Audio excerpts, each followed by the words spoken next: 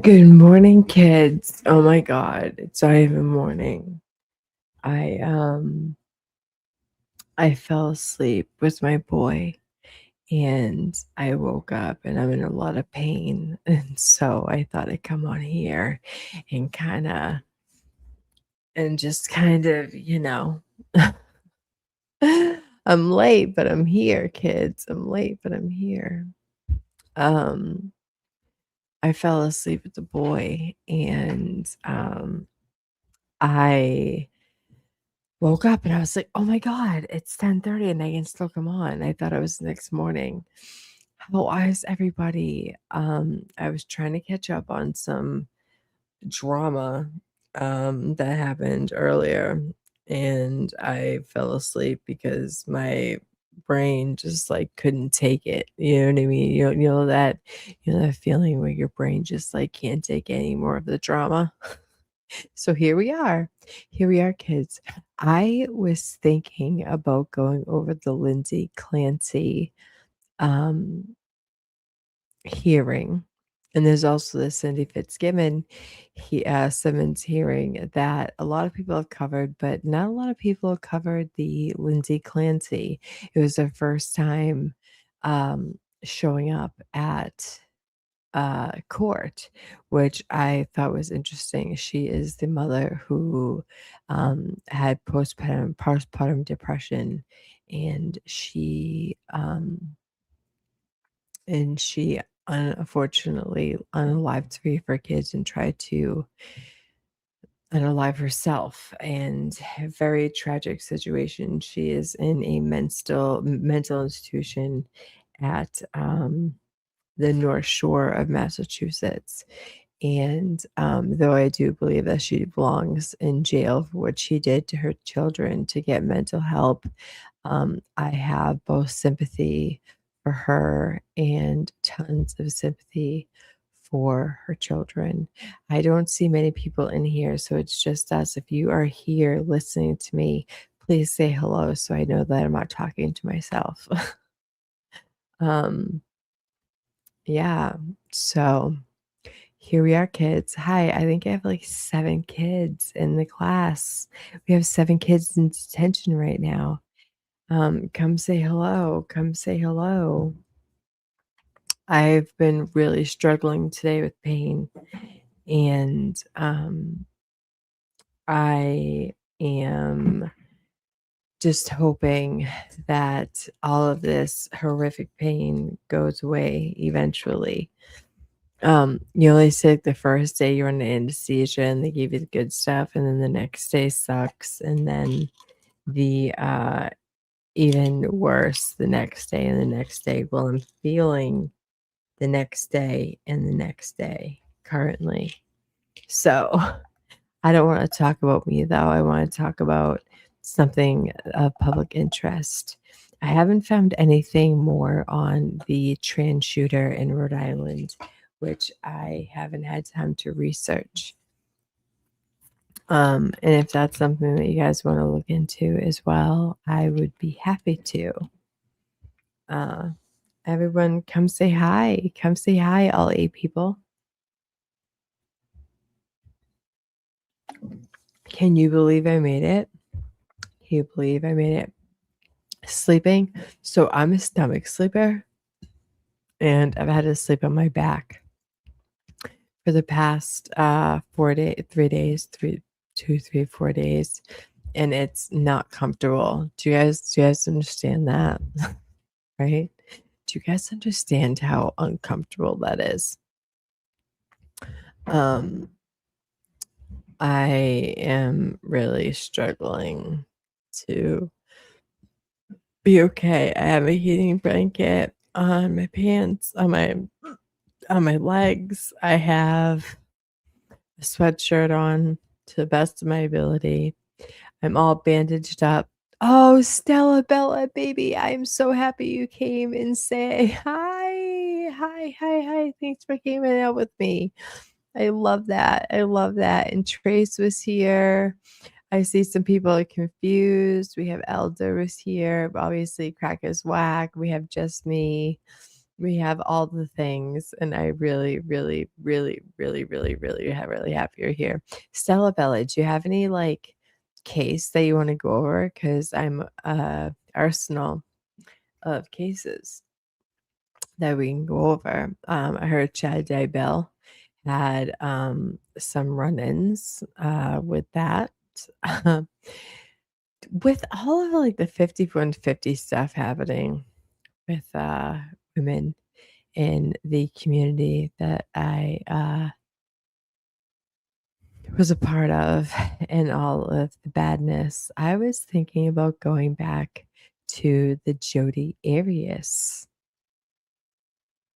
court and to see, or how about Amber Heard and Johnny Depp? I have time. I'm gonna have time. If you guys can't stay here the whole time, then that's fine. But what do you guys think about going over the Johnny Depp Amber Heard trial? I think that would be fucking amazeballs. Let's look. Let's see if we got it. Let's see if we have it. Johnny Depp, Amber Heard trial. This was 3 years ago. Do we have a full Okay, why don't we start here? Why don't we start with the Amber Heard cross by Johnny Depp's lawyer, the mean girl who got her. Are you guys about it? Let me know. I oh the the greatest trial was Monica. I've never heard of that. Should we do that, baby? My surgery went fantastic. My plastic surgeon is unbelievable. And my titties look really good. They are what I envisioned them to be, which never happens. And they're swollen and bandaged and all the things. But I go on the 5th for a follow-up to make sure that everything is copacetic. I'm just like really sore because he had to fix one side differently than he had to fix the other, and he made them bigger. So, but it does not hurt the way it did the first time. So I'm super fucking grateful. You know, my sister took me, she waited with me in the room until I got wheeled out to surgery. And then she was right there when I wake up. And I tell you, my sister is 13 years older than me. And she's like a second mom. And if anyone on this earth I know loves me, my good, my bad, my ugly, it is that sister. And she would do anything for me as I would do for her. And I am truly lucky. I truly am lucky. Um, Monica, I need to, Monica Seminelli. Hold on. Let me look, baby. Monica. Hold on. Monica. Wait. Monica. What is her last name? Sementelli. Sementelli.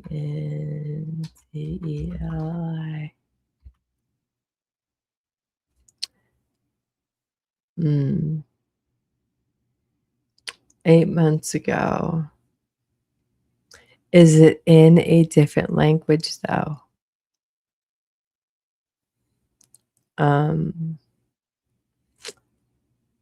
Is it in a different language? I don't speak anything but English, mama. Oh my god, I'm such an American. We don't speak English. We don't speak anything but English. Um, you know what? How about Aaron? How about the guy Aaron who killed his daughter's abductor? Um, mm,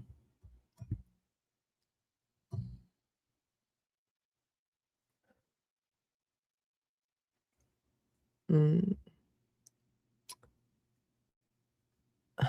hold on. Damn, 3 times a day, girl. Get bread and take care of yourself. Yeah.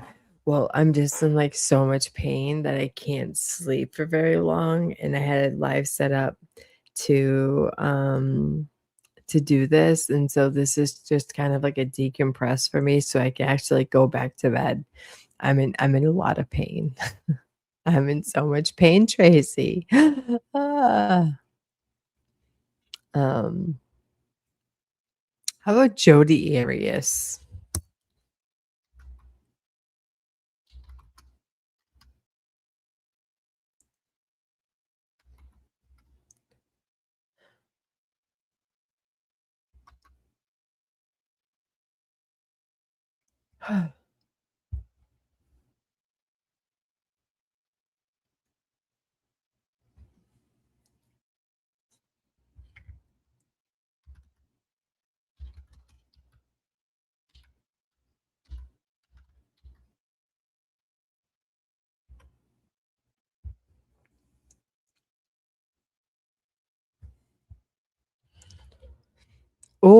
Or kids, we could do some Laura Matthias.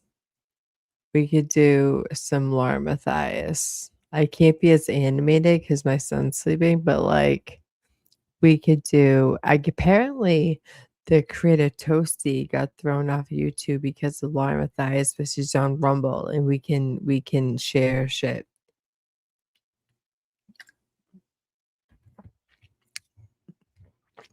Mhm. Mhm. What do you guys wanna talk about? Let's see. Mm.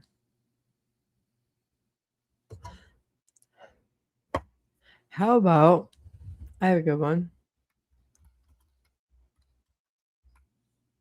Wait a minute.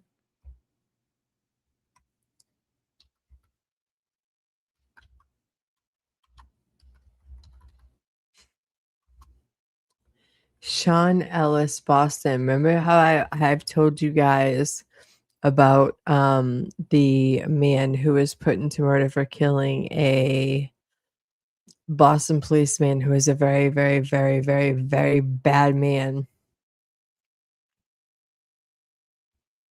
I'm gonna preface this by saying that this poor man, he had a stutter. He was coming out of a Walgreens in Boston and got pinned for a murder of a Boston police officer and spent 29 jails at Walpole State Prison.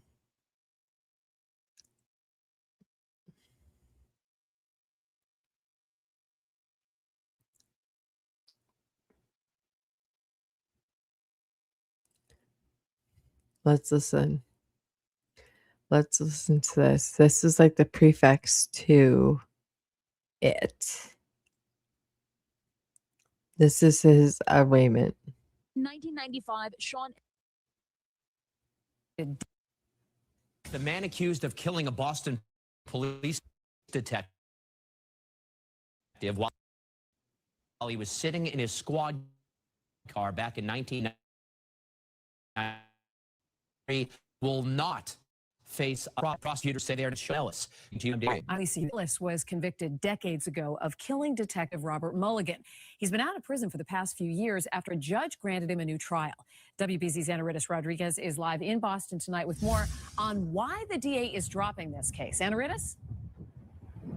David and Lisa, September of next year would have marked the beginning of Sean Ellis's fourth trial for the killing of Boston Police Detective John Mulligan. But earlier today, prosecutors said that their evidence, in particular eyewitness accounts placing Ellis at the scene of the crime, will not hold up in trial.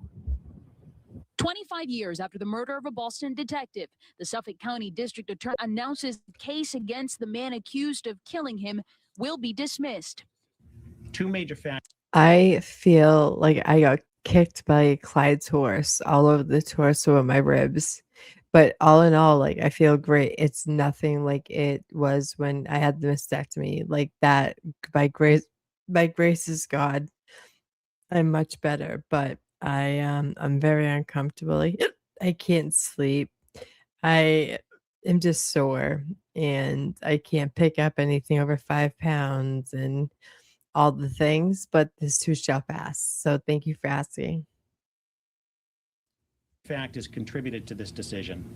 The nature of the evidence has not changed in 25 years, but the strength of it has declined with time. In 1995, Sean Ellis was sentenced to life in prison for the 1993 shooting death of Detective John Ellis was 22 in all three of Ellis's trials and overturned the conviction. I know. Today, at the age of 44, after spending more time in prison, he says relieved. I am ecstatic to say the least. The past 2 has been in array emotions, but I'm extremely. Prosecutors say dropping the case doesn't prove his innocence. His convictions for possessing the murder I'm weapon, trying, Detective baby. Mulligan's I just service woke up weapon, from a which was nap. stolen from his body, remain undisturbed to this day. Ellis's attorney says the DA is just unwilling to admit the corruption within the city's police department in the 90s. The idea that they're saying that they uncovered no evidence that Boston Police Department corruption back in the 90s, kids. This is systemic. anyone else did it, it's kind of hard to find evidence if you're not looking. They didn't investigate any of the new leads, not one single one of them. Ellis tells us that he's looking forward to his newfound freedom. He wants to attend college and says that he wants to help people who have been wrongfully convicted. We're live in Boston tonight. I'm Ana Ritis Rodriguez, WBZ News. Ana Ritis, thank you.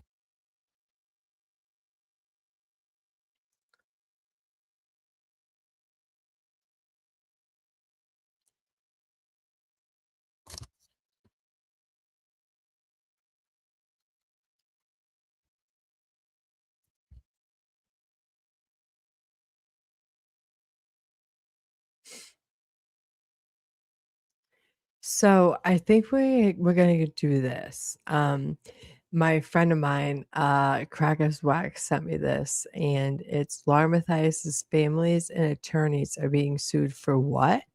Body cam and court allegations.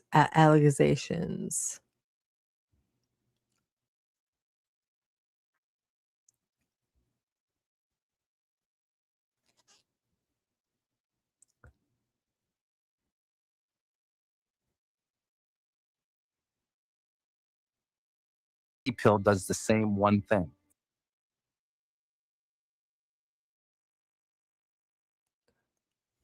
Okay, what's happening here?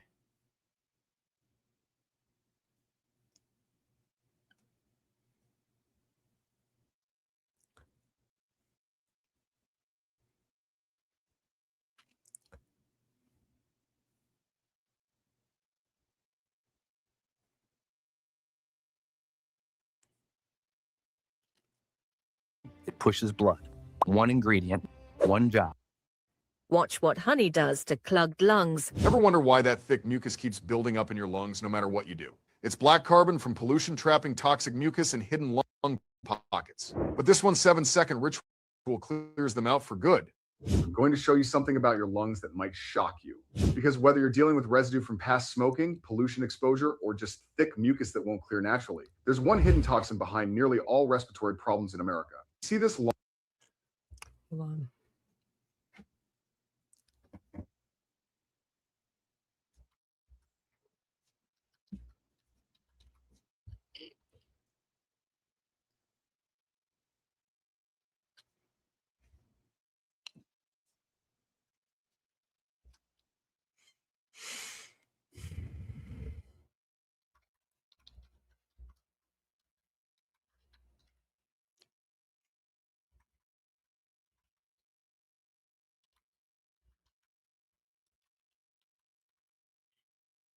Oh my god, I can't even type.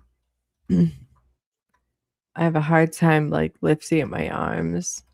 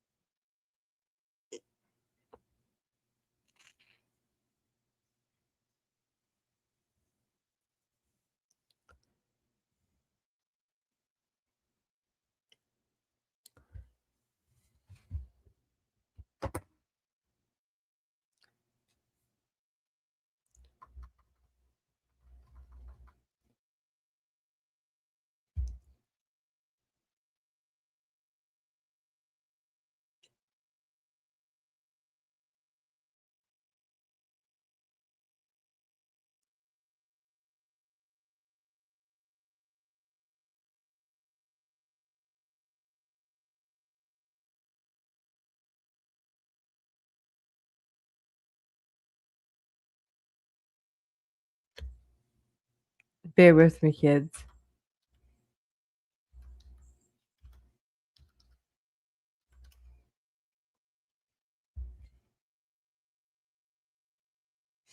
Here she goes. Here she goes. This was a day ago. This is the quickest way to clear out tar, mucus, and phlegm. Did you know phlegm and mucus is linked to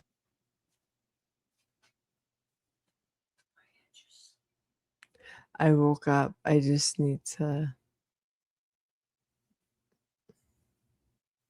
lung issues like cough, wheezing, and shortness of Okay, watch this. Same phone, What? same distance. Two completely Today. different zoom results. On the Oh. left, your phone is doing that fake digital zoom. It just makes the blur. I wanna hold your body close to me. I wanna take you where you've never been. So don't break your heart and I won't let you down. Yeah, baby, can we stay?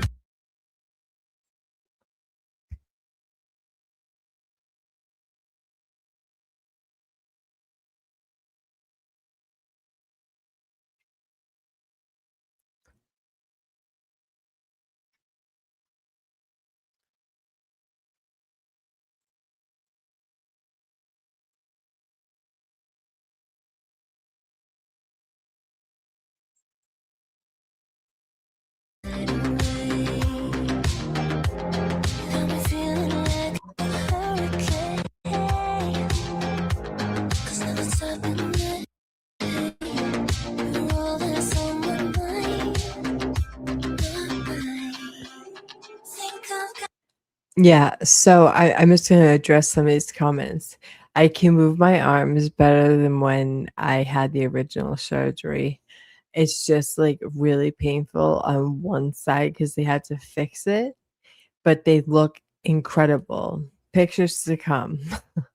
Not the whole titty, but they look incredible. My plastic surgeon did absolutely incredible. But I'm in a lot of pain, and it is like I can't sleep for long periods of time because of the uncomfortability, and I'm not a back sleeper. So I'm just up here shooting the shit with you guys until I can get myself pulled together and be able to like sleep restfully, you know? So I came out and hang out with you guys, and I appreciate you guys being here. We're gonna watch Toasty on Rumble. fire for my face. 'Cause when you touch me, I must I don't know what it is. Hold on.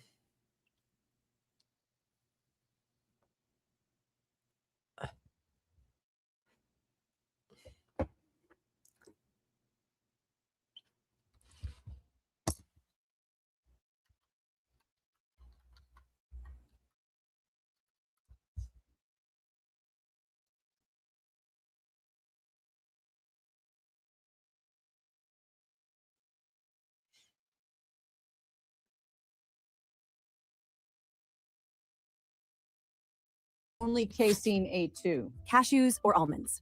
Almond, peeled. Cashews actually contain toxins. Kiwi or banana? Kiwi. Bananas are okay if they're unripened, but ripe bananas are sugar bombs. What's your secret for Tired of your devices spying on you? Discover privacy-focused technology, training, and support. I wanna hold your body close to me. I wanna take you where you've never been. Swear I won't break your heart and I won't let you down. Yeah. Maybe we can dance the night away. Got me feeling like a hurricane. 'Cause now it's up in May. You're all that's on my mind. Think I've got fire on my face. 'Cause when you touch me, I must start to fade.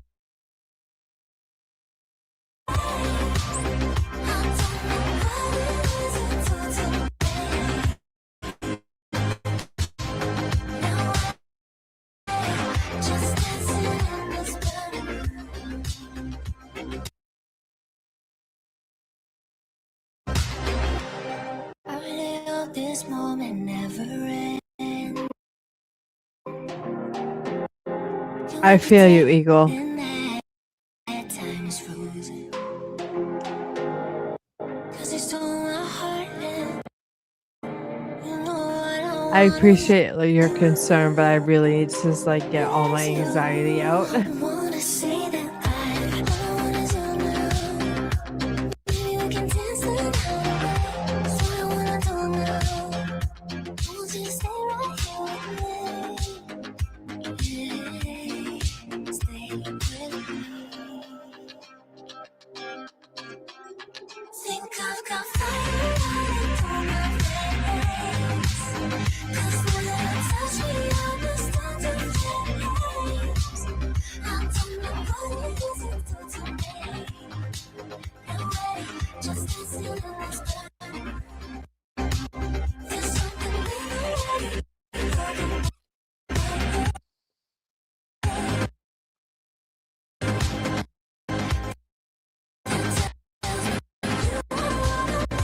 Kind of furious.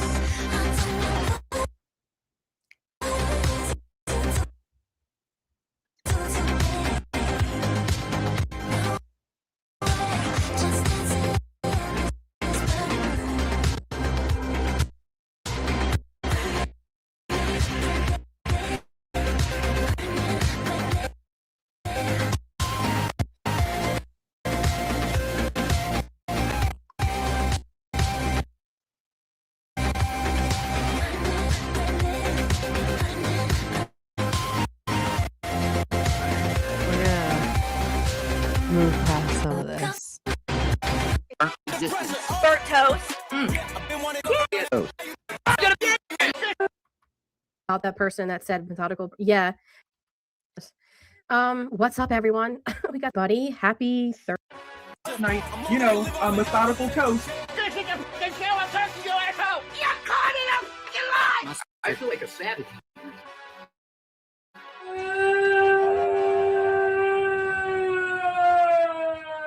What's up, everybody? Happy Thursday. Wow, this week went so fast.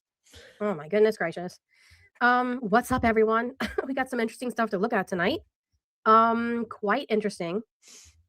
So, just right off the bat, so my dog has a toy that's kind of anyway, he likes to bang it against the side of my desk. So, if you hear knocking, it's probably my dog. So, FYI.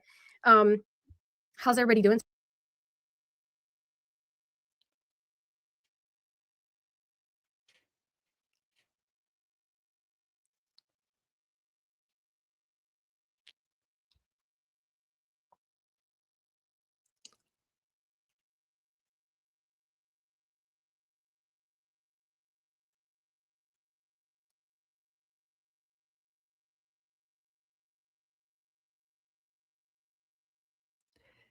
I think she's on mute. What the fuck?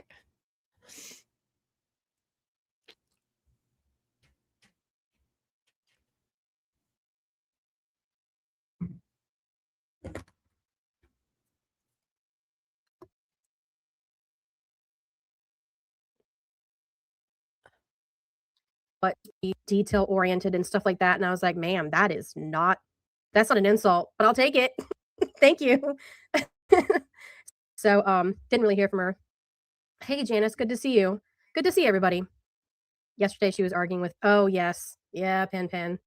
But to answer your question, Frank, she's really not that much around anymore. I don't think she has much to talk about. Nothing interesting that I've seen in a while. But hey, Turtle, good to see you. I'm glad you found it over here. Yeah, we have some really interesting.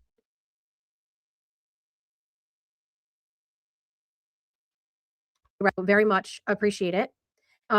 So if you guys remember, a couple of months ago, I reviewed some court documents where you have John, who was basically being outed in a court document where the allegation was that he was like purposely, or they were, I think the word they used was willfully or knowingly giving wrong like psych eval examination results, where it was skewed in. Her audio is terrible. I apologize, but this is about Laura Mathias and all her dirty deeds. So using the wrong testing for the wrong situation, and it was very much skewing the numbers. Right, exactly. You guys remember. So then sometime after that, we went over the court documents where Lauren's one of Lauren's attorneys, Destin Deo, who has gone by multiple different names, and he is facing currently 6 felony charges in a completely separate case. Okay. Hey, The Rock, good to see you. Hey, Gray One. Hey, Patricia. Good to see you guys. Thank you. I appreciate you being here. And so we went over that, of course. And then there were like people going around saying, oh, well, did you know that Lauren's dad, XYZ? Did you know that Lauren's brother is her attorney? And then Lauren's, went on camera in that 9-hour live stream saying, oh, he's not my attorney. That was something else that the trolls were saying, but he's definitely not my attorney. And then later he's suddenly her attorney. And had been this whole time, right? And it's just, we're just seeing more and more layers. Well, this is something else that happened. So, gosh, I don't even know where to begin. Okay, so let's just start at the beginning. So there is this guy named Max Barber. So we're going to call him Mr. Barber for short, okay? Max Barber is currently suing all of these people that you see on the screen. So it's Max Barber v. all of these people. And it includes Lauren's father, Seamus, Lauren's brother. Stella Bella, do you want me to cut this down? We can watch something else. I have no problem doing that. What would you guys want to watch? Oh shit. Hey Mark, Marky, my little brother. Do you guys not want to watch Laura Mathias stuff? What would you guys would you guys want to watch the Lindsay Clancy? The Lindsay Clancy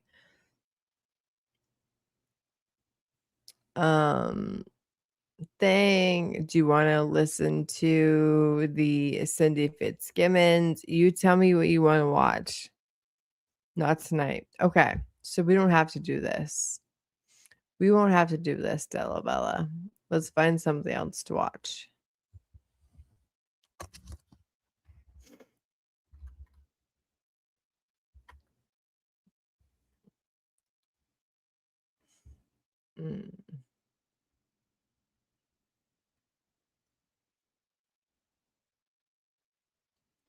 Let's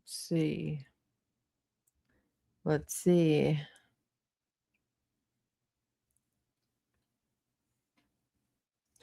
We'll watch this.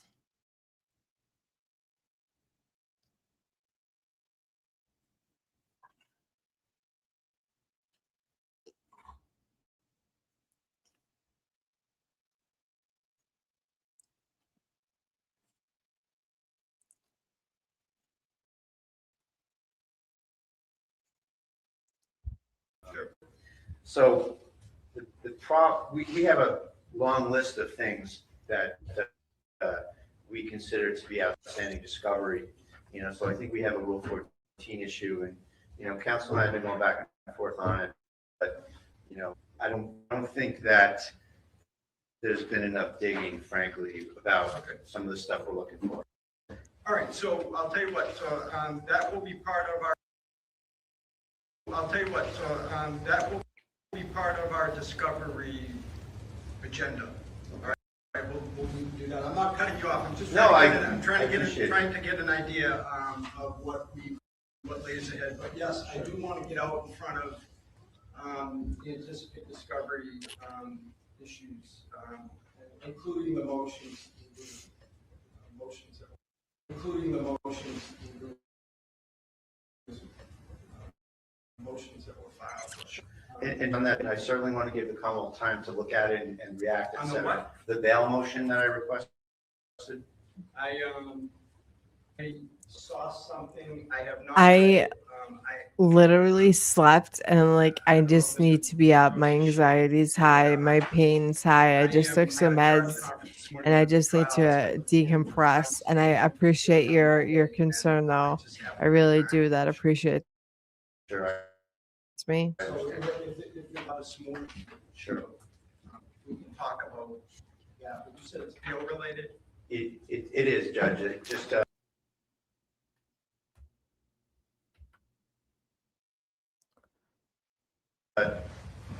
Whenever you're ready to address it, but there's just some pressing aspects of her terms of release that are really hindering our trial. Okay. I think, so I'll tell you this, I have read the materials that are in the file. I don't know anything else about the case other than what's in the file. But my memory is that, wasn't it the 58A order? Yes, Your Honor.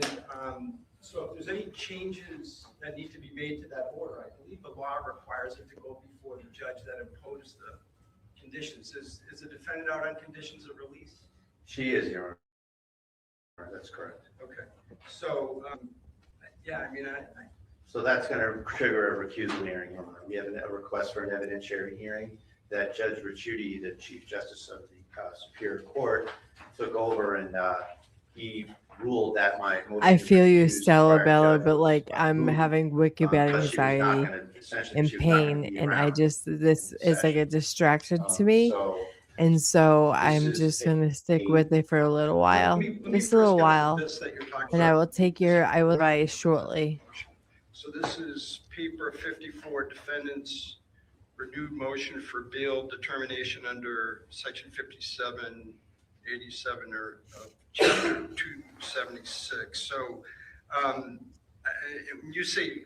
So we're asking for a revised bail determination. That's correct, Your Honor. Okay.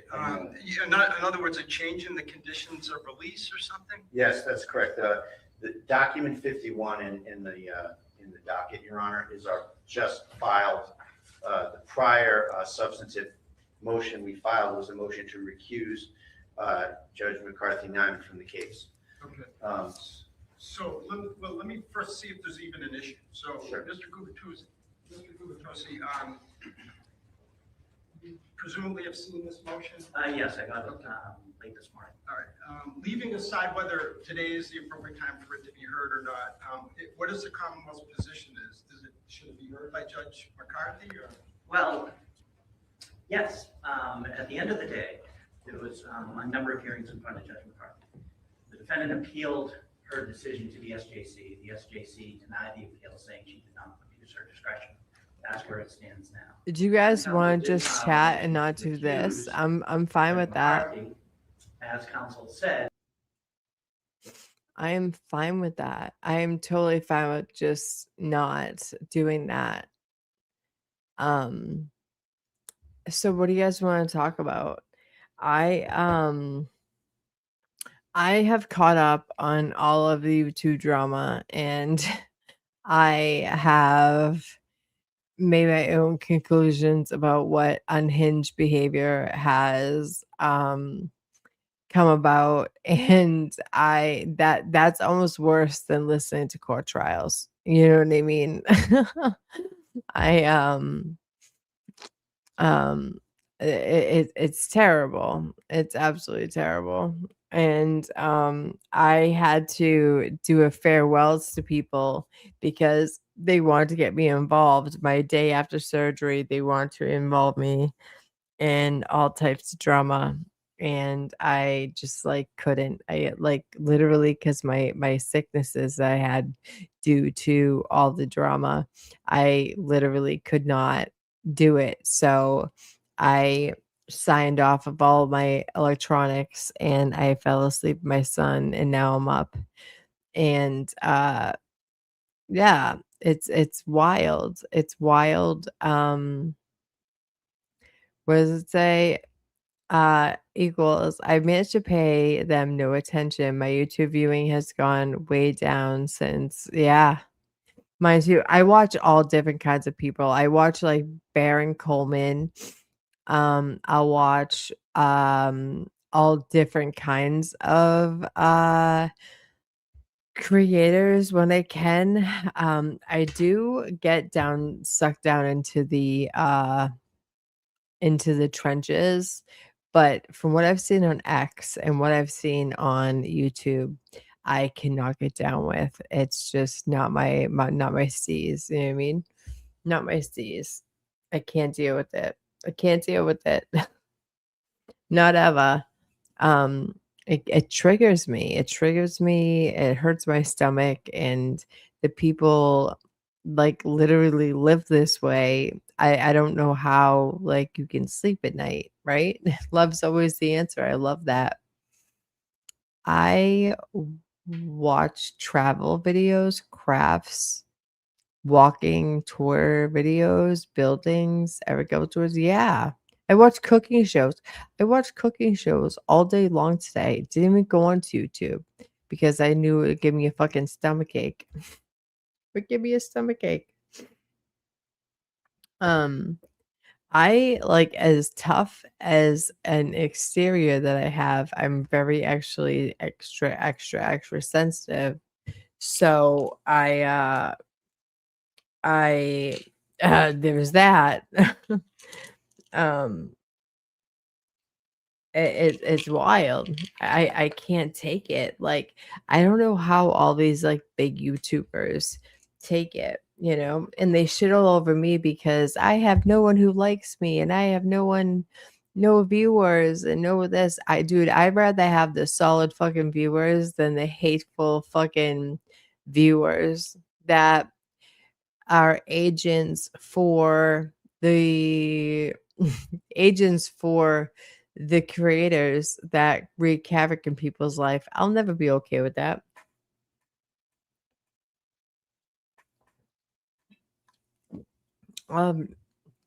I saw a video of a Down syndrome boy being made fun of by him not knowing his picture was just sprawled apart across the internet as a joke, and that broke my fucking heart as someone who loves someone with special needs. That really hit home for me, and it wasn't funny. And I like Baker, who he was making fun of, and I found that to be disgusting. I find that lawyers perpetuating the idea that people are rapists with no proof gross. I find the thing is that when I was told that when I went off on my truth journey about a YouTube creator that I had a major problem with for many different reasons, I got shit on, and I was told that I was bad for the band and to go away. And I didn't go away, but I was told to. And these same people are the ones making all the drama and all of the continuing bullshit that I um I yeah, I did that, but you guys have done that for 17 months. So not 17 months, but like 9 months at least, over and over and over, trying to ruin people's lives, and like I'll just never be okay with that. And if you're in that boat with me, then you're in the right place. Um yeah. Uh I I I you know, if things put things into perspective, like I said the other night, like, is X and YouTube, like, is this movement, quote unquote movement, which I don't even think is a movement anymore, is this gonna matter in 5 years, but cause grudges and articles and people hating each other and having to watch their backs? That's not what this was about. And it's sad, right? It's fucking sad. Um, it's sad. And I don't have anything to do with it. I get down. I can be messy and I can talk as much shit as anybody else, but I believe that like at my heart, I'm not that person. I can be that person, but I'm not. Um and I love all my viewers and I always accept everybody over here. Like Galera was in my chat and he was wishing me well for my my surgery the other day when I thought other people were actual friends and they didn't so much as reach out to me, you know. That goes to show character. That goes to show me who my friends are and who my friends aren't. Um it's all very gross. That's the only word that I can think of it. It's gross. And people going after families. I don't agree with like if you ever put my son's picture and started making fun of him on the internet, I can't even express verbally to the internet what I would do, right? You see snakes right, left, and sideways that you think you're friends and they're not. People forget that you're parasocially with people. You don't know them. You don't know them. And it's sick. And I know that there's lonely people and there's liars and they come onto the YouTube and they pretend to be someone that they're really not. It's kind of like a narcissist or a borderline personality where they adapt to like a mob mentality. Do I like all of these creators? Sure, in some way, shape, or form. I support all of them. And I've always said I will not be bullied into liking someone or not liking someone because someone else tells me to. I'm not the one, right? Um I'm being rolled into surgery the other day and I get messages about drama of among people. And I'm going to tell you right now, whoever sent it, I couldn't care less. They don't affect me. They don't affect my life. They don't pay my bills. They don't take care of my son. They don't take care of me. They don't give a flying fuck about me. And I won't white knight for anyone. Do I like people? Absolutely I do. And I love Jimmy and I like Nurse Kim. And I've never had a problem with Mike Crawford, and I've never had a problem with JFK and them until they had a problem with me because of my thoughts on Nan. But what my problems are with people, I don't expect them to feel the same way. You can have your friends but we can be friends too. Do you know what I mean? It's all wild. To be honest, victims came forward and no one believed him. And then he went out of his way with his own money to get tested. Aiden said it's fake. And so his supporters attacked. Yeah, I mean, what if that is real? I don't know that it's real. You know, it seemed a little convenient. Meredith found him and there was posts and stuff. I don't know if it's real. I don't know if it's real, but I want to believe that you believe all children, right? But is it a vendetta? Like, I have to look at both sides.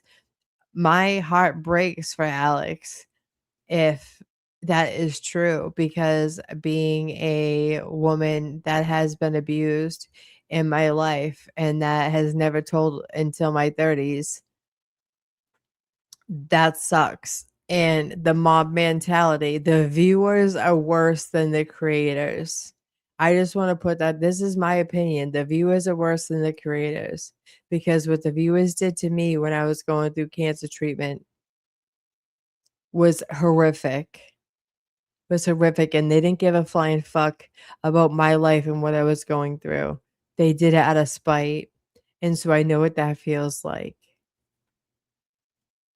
Colette, I have no idea what anyone's talk about. It's just general terms. Exactly. Amy, you have been through so much. I love your perspective on everything. Yeah, like I take the middle ground when it comes to all of this stuff. Like, did Alex get raped? I don't know. I don't know if he did. And it's a shock if he did. Do I know if it's Ray? No, I don't know if it's Ray. Do I think it's somebody? Probably, right? But then you have the mob mentality on either side egging it on, right? That's what YouTube does. And it's a shame. These people are getting their lives raked through hot coals. And their reputation is forever tarnished. And I don't agree with that, kids. I do not agree. I'm gonna go on camera, you guys, because I look like shit, but we're all friends here. I'm going on camera. Hi. Hi. I'm going on camera because I wanna face to face. I have been through so much. And you know what too? All of these people who told me that they were my friends and had my back did not have me back when I was being raked through the coals over lies. So I stand up for James Jackson. I stand up for people who need standing up for, but I also stand up for, like, you know what? I'm gonna like who the fuck I like, but I also like Makings. Makings doesn't necessarily particularly care for all these people, but me and him are cool. Me and you are cool. Me and you are cool. You know what I mean? This whole us against them is not for me. I like people as a person, right? I'm not mob mentality. I'll never be. I'll never be a mob mentality.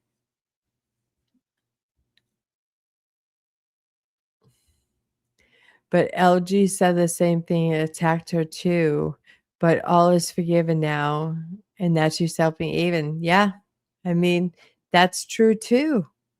That is true. The unhinged behavior of all of it, do I think is orchestrated in some type of way? Yeah, I do. It all seems orchestrated. Okay. And if I want to be seen on Jimmy's streams, I'm going to be there, and I'm going to be in Maz's, and I'm going to be in into Nurse Kim's. And I tried to send love to JFK, and he wanted no problem with it because I don't particularly care for Nan. I never have. But that's my opinion. I don't oppose that on you making. I don't think that you should not like her. I just don't like her, right? I don't like LTL, and that's my opinion. But I'm not pressing upon my opinions on you. Do you know what I mean? It's weird. Yeah. I'm feeling pretty good. Do you guys want to see? I'm really bandaged up, and I don't have a light on, but look at these things. Look at these things. They're beautiful. They're very swollen. Hold on.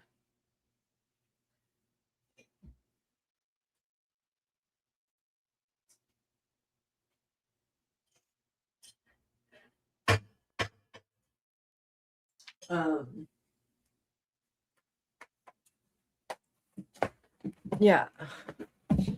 I have free reign of my arms, which is good, but like my left side is extremely sore, like extremely sore, because they had to do more. They had to do like 2 surgeries in one.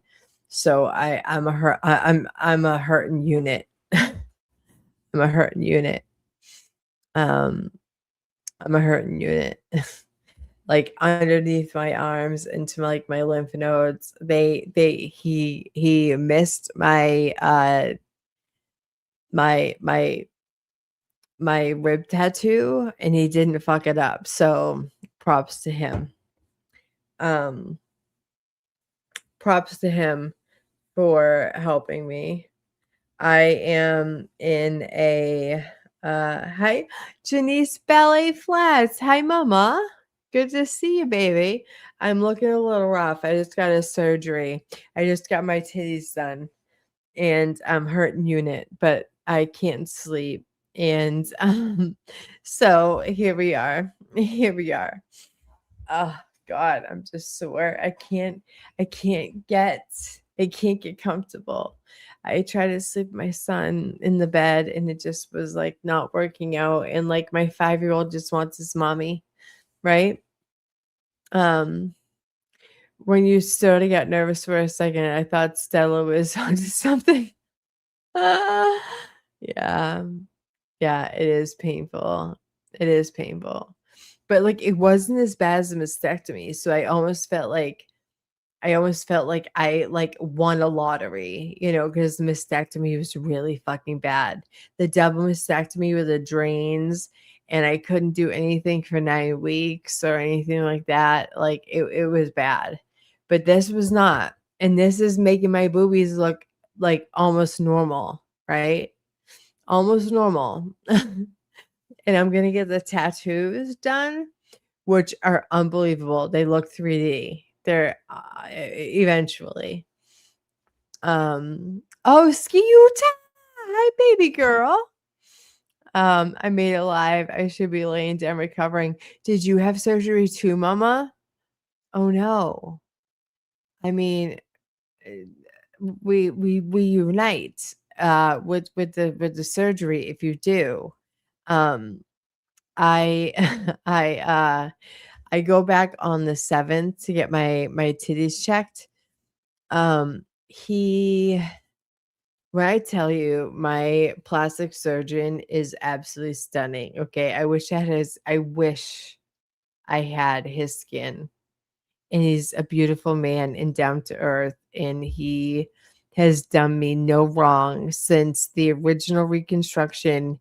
And then he did the reconstruction, which came up beautiful.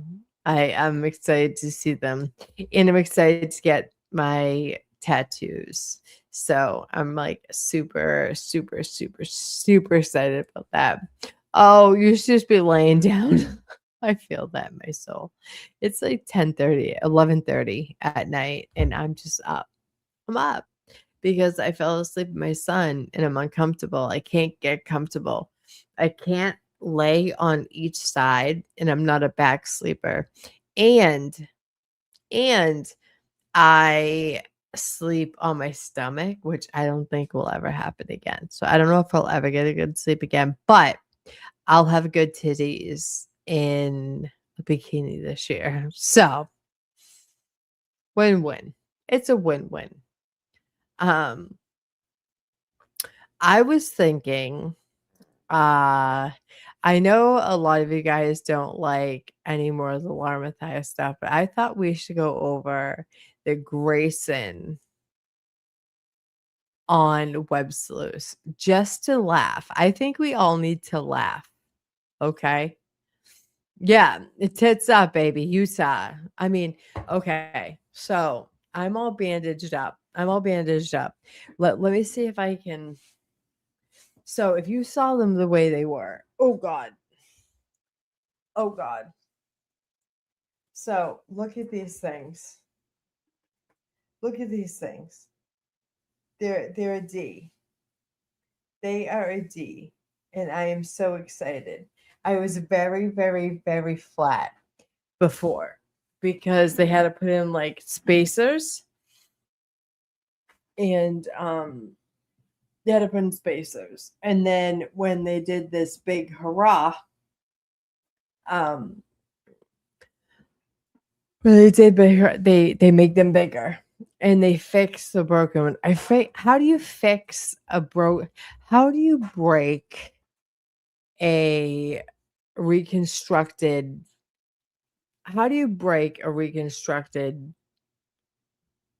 boob, right? There's like this hockey net that holds them up, and I broke it. So it was kind of like swimming, right? It was kind of swimming. It didn't look right. And I was super upset. Yeah. Thanks, baby. Thanks, babe. When I have a different shirt on and like whatever, a friend of mine had it done and she felt uncomfortable, slept on the recliner. Yeah, that's where I'm sleeping in the recliner. But my son like wants to snuggle me before he goes to bed, and then I bomb into the recliner. So there's that. And like I'm not a back sleeper. I'm a stomach sleeper. I'll never sleep in my stomach again. These things are like hot as rocks. You think they'll settle down? Do you be able to stomach sleep again? 3 titties. 3 titties? Come on. Come on. I don't even have makeup on, kids. I'm coming on here looking like a hot mess. I'm coming on here. Look at my nappy Irish hair. Look at my nappy Irish hair, kids. Look at this thing. It sticks straight up. Colette, you're a side sleeper for life. I can't.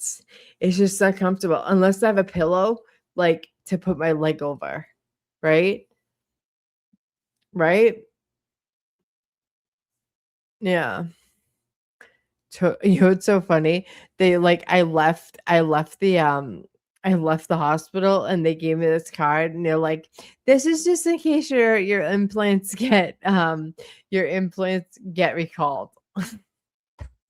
What? What? Oh my God, it's crazy. Looking like you're from Rooney. I'm saying this shirt color does me no justice. Might have to go change my shirt, kids. I used to be a side sleeper until I ruptured a disc and now I sleep my back.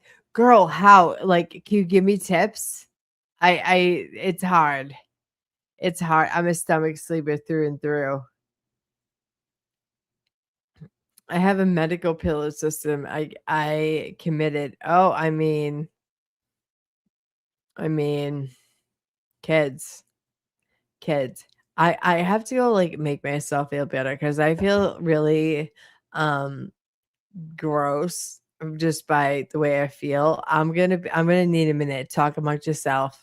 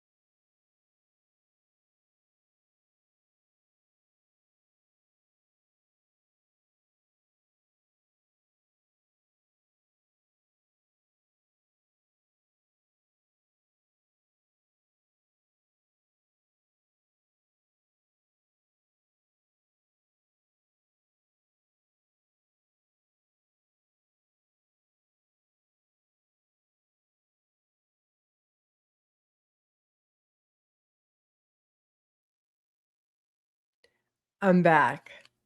Well, you can like see all my bandages. It's fine.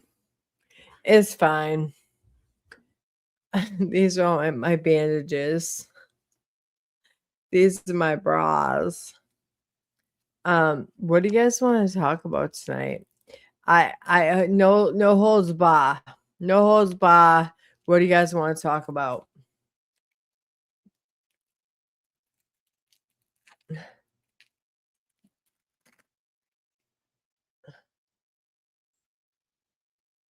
These things are really tight.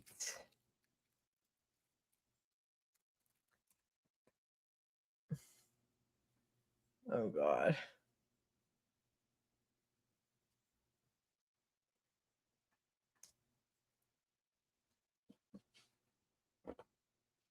Oh my God. You guys, I can't get it together.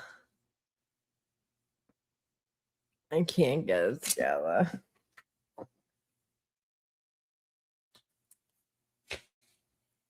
Ugh.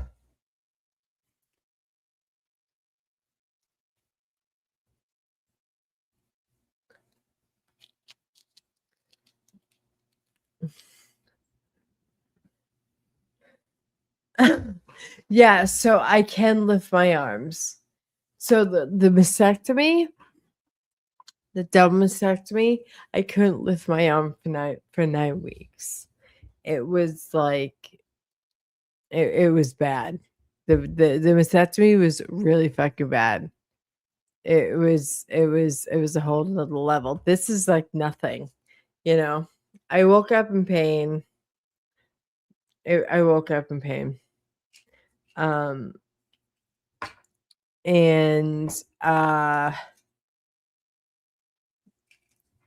was that. Yeah, no, they said that I have free reign in my arms. So, the only thing is I broke this boob and it was kind of like just it was just free fall, right?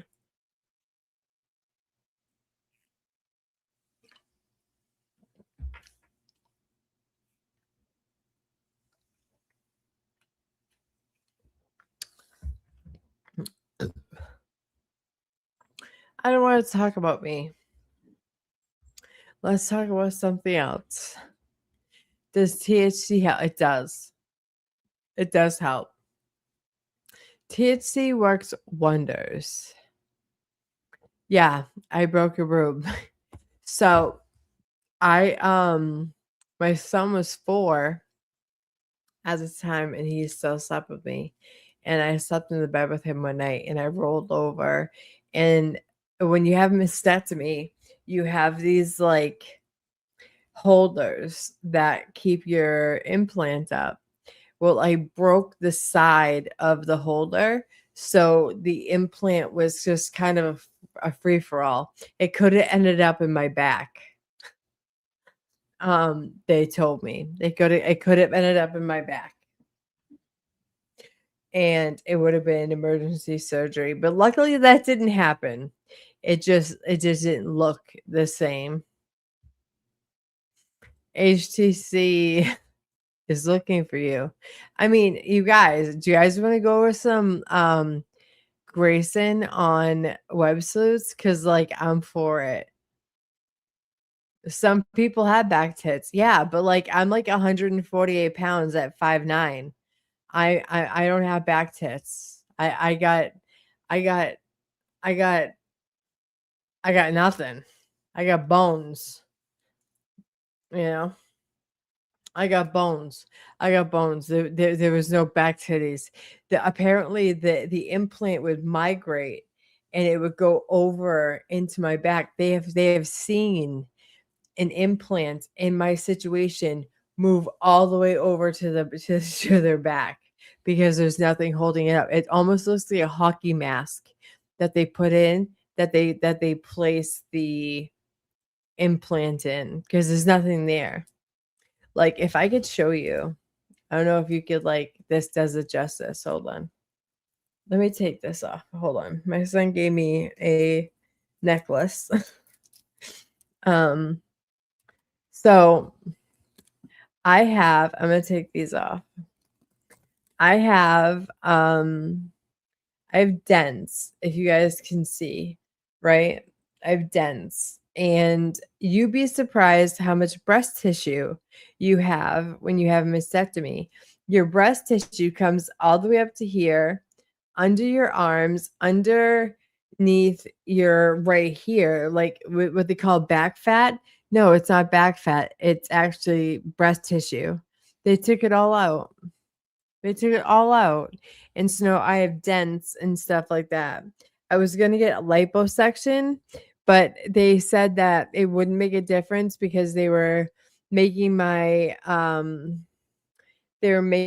boobs bigger. That should fill in some of that. And if I want to, I can go back and have liposuction to fill in the dents. You know, you never really realize until you're in a situation like this how much you like mourn your body, right? I mourned my body for so long. And here it is, kids. I've gotten here. I've gotten to the point where like I'm here. This is what I've been waiting for a year. You know, I looked mangled.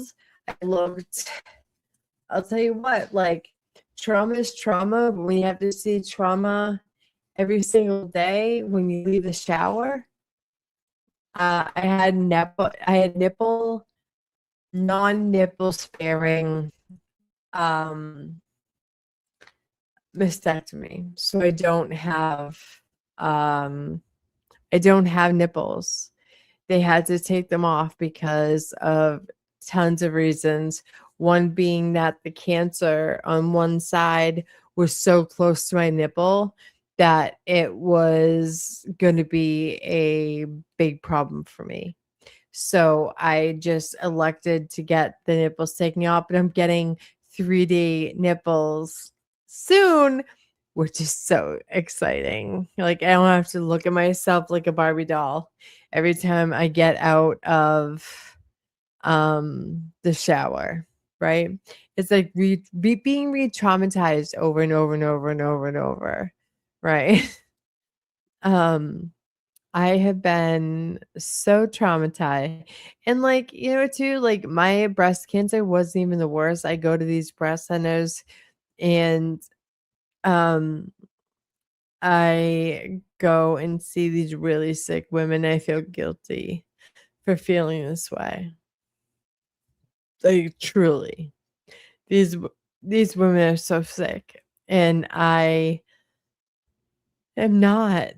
I'm sick and I've had treatment in radiology and pills and medication that I'll be on for the rest of my life. But these women, no hair, stage 3, stage 4, like I count my blessings every day that I can be a mom to my 5-year-old son. And at the time, he was 4. Yeah, I'm going to get nipples. And my plastic surgeon office does it, and she's spectacular. Congratulations, Amy. I heard from someone how emotionally difficult it is while waiting for the reconstruction process. Yeah. It's devastating because you don't feel like a woman. You know, you don't want to be with a man.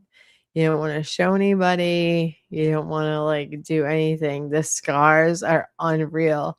Like it's not like a normal boob job where they go in from the sides. No, I'm cut from stem to stern all the way across. So there's that. Yeah.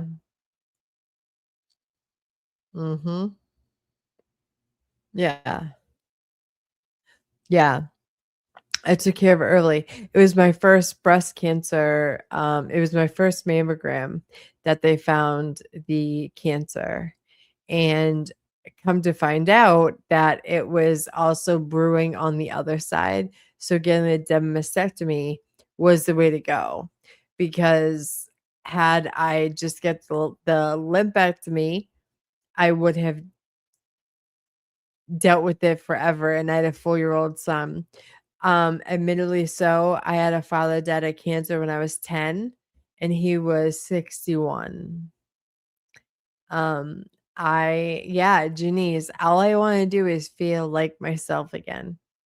You never really know how much like womanhood is correlated to your breasts, right? Like it's sad. I get out of the shower every day and I look at myself and I'm like, wow. It's traumatizing all over and over again. Yeah. But I don't feel bad for myself because I'm in a good position comparatively to a lot of other women. So I am extremely lucky. After my first surgery, my testosterone went down and my estrogen level went up. Now I have a small bud in my left pec. Yeah, that happens. Let me feel you. You'll be the first one. Oh, thank you, Janice. Thank you, Janice. That's why like I get into true crime and I advocate for people because people have no idea what people are going through. I had really bad experiences in the Free Karen Read movement with viewers and creators. Not all of them, like one of them. And they threw salt on a very open wound. And it really sent me into a tizzy. And so, I love that you guys love me and you guys come over here and support me. But that creator's viewers and him do not. So be careful of who you connect with on YouTube. Oh my God, Canton. Sexoid Tommy. Yeah. Sexoid Tommy tried to ruin my life. Yeah. While I was going through radiation and all of the things, he sends CPS and local police to my home, going real life and doxing my son's school, who was 4 years old at the time, dealing with his mom being a cancer patient. So that there's bad people in the world and there's really good fucking people in the world, kids. Yeah, so should we go over Grayson on Web Sleuths? I'm gonna give it to Janice. Janice, do you think we should do this? Can we make fun of Gray Bay? I feel like making fun of Gray Bay and her lies. Gray Bay wanted Janice's cat, so let's just put that out there. I'm convinced she's a lesbian and wanted beautiful Janice's cat. So Grayson on Web SLEUT on what?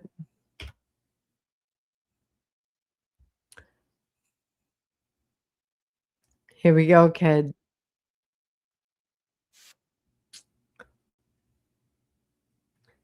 We need to laugh. Sexoid Tommy is a disgusting human being. He is not who he presents to be.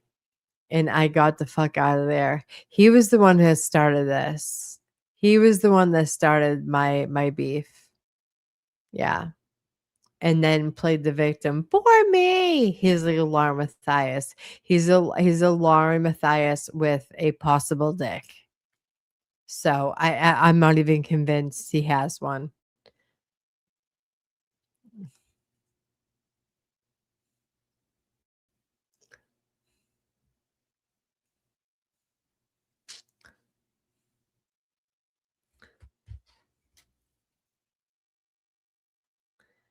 Granted access to everything, including Lauren's family's history, information about her son, information about Dr. John. And she said, I'm not doing that. I am not doing that. Now, it would be one thing if it was a regular hearing about a restraining order. But Lauren said, I'm not going to do it if it's going to be live streamed because I'm not going to put my family through that. It's not worth it. And again, I don't know. What was the point? You know, again, they have done restraining orders. Like lots of great have streamed public restraining orders, or when a case has been public that is about a restraining order. That happened in Sebastian Rogers' case, you know, that's missing. Sebastian had mom got a restraining order, trying to get a restraining order, and that was street life. Well, that you can kind of almost see, you know, it's okay, it's about a true crime case. This wasn't about any case. This was about Lauren feeling unsafe and feeling stalked. Anyway, when she found out that Law and Crime was granted this, I think, very unusual. Can we just preface this by saying they were never stalked? My beautiful Janice, have you ever seen her? I got to pull up a picture of her. She is fucking stunning. And this is why Lauren Matthias did not like her from jump. And the feeling was mutual, bitch. Lauren, Janice never liked you, how? Permission to go into the court and live stream this, where all of her information would be then public. She said, I'm not doing it. So instead, Lauren Matthias came on YouTube and did a 9-hour live stream, and she cannot tell in just 5 minutes.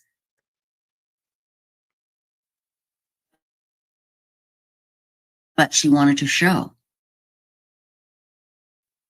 all of you, all of us, wasn't just making these wild claims out of nowhere, that she wasn't being and emailing me. Oh my God, it was all of you. A special thank you to our hidden gem, Julie, who sent me the most beautiful flowers. My mom and I have both been enjoying them. To breathe, but we'll be back soon. And hold on. How do I do this? What am I doing? Who am I? Stacy, who am I? What am I doing? Do I know what I'm doing? I don't think so. How are you doing, my dear? I couldn't find Toasty. I'm doing good. How are Good. you? I'm good. Before we bring Grayson up, Bro, why is she Stacy's executive producer? What the fuck does she do? That was her 20 years ago, okay? Between 27 different filters. I want to see Stacy now. Picture her, it didn't happen. anything that you would like to add or say? I don't think I should right now speak. Okay. Okay. Yeah. But that was a lovely letter that Lauren wrote to all of you. And she really appreciates all your concern. And again, Stacey, I don't know about you. I think it's the same thing with you. Yeah. Everything has been completely positive. Nothing negative, right? Right. Yes. It's been great. Absolutely great. You know what? If you want to go ahead and slow down chat, I'd like to welcome Detective's daughter. She's going to be a moderator tonight because our chat is going to get very, very busy, which is good. That's what we love. But everybody, there was somebody else that went on this horrific journey with Lauren Matthias. And that was her producer, Grayson. We've gotten to know Grayson through the courthouse live streams that Lauren has done. You know, she feels like family now. And she was right there with Lauren all the time. I mean, this tore Grayson apart too. She's very close to Lauren, John, and their son. And to have to watch people you love go through that, she went through it with them. And it affected her and it changed her. And I'm so honored to say that they are coming, that Grayson is coming on our live stream to talk about her journey and what happened and to speak the truth, to let everybody know. Her valid Because this, I'm sure, won't be the first time that somebody, a creator, has to go through this. It won't be the last, but I think we can all learn something. Everybody, please welcome Grayson. How are you doing, my dear? I'm good. It's been a really Buffalo long. Bill. it's been a long 6 months. And that's how long this has been going on is 6 months, right? Yeah, it kind of started in April. And it's kind of just, it really started really awfully in June. And it's been kind of just accelerating since then. It's gotten really scary. Before I say much, I do want to say that I don't speak for Lauren. I don't speak for Hidden True Crime. Right. I'm here on my own accord. This is me. This is my opinions. Just like the stalkers, attorneys want to claim free speech when there's in fact a lot of things going on there that aren't free speech, aren't protected.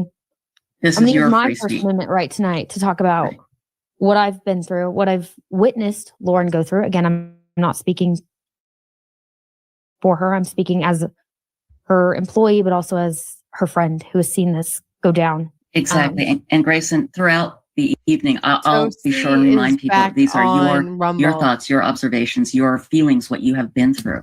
Yeah. And you're not speaking for anybody but yourself. Yeah. I just, for those that don't know the whole story, and we certainly can't go through it all.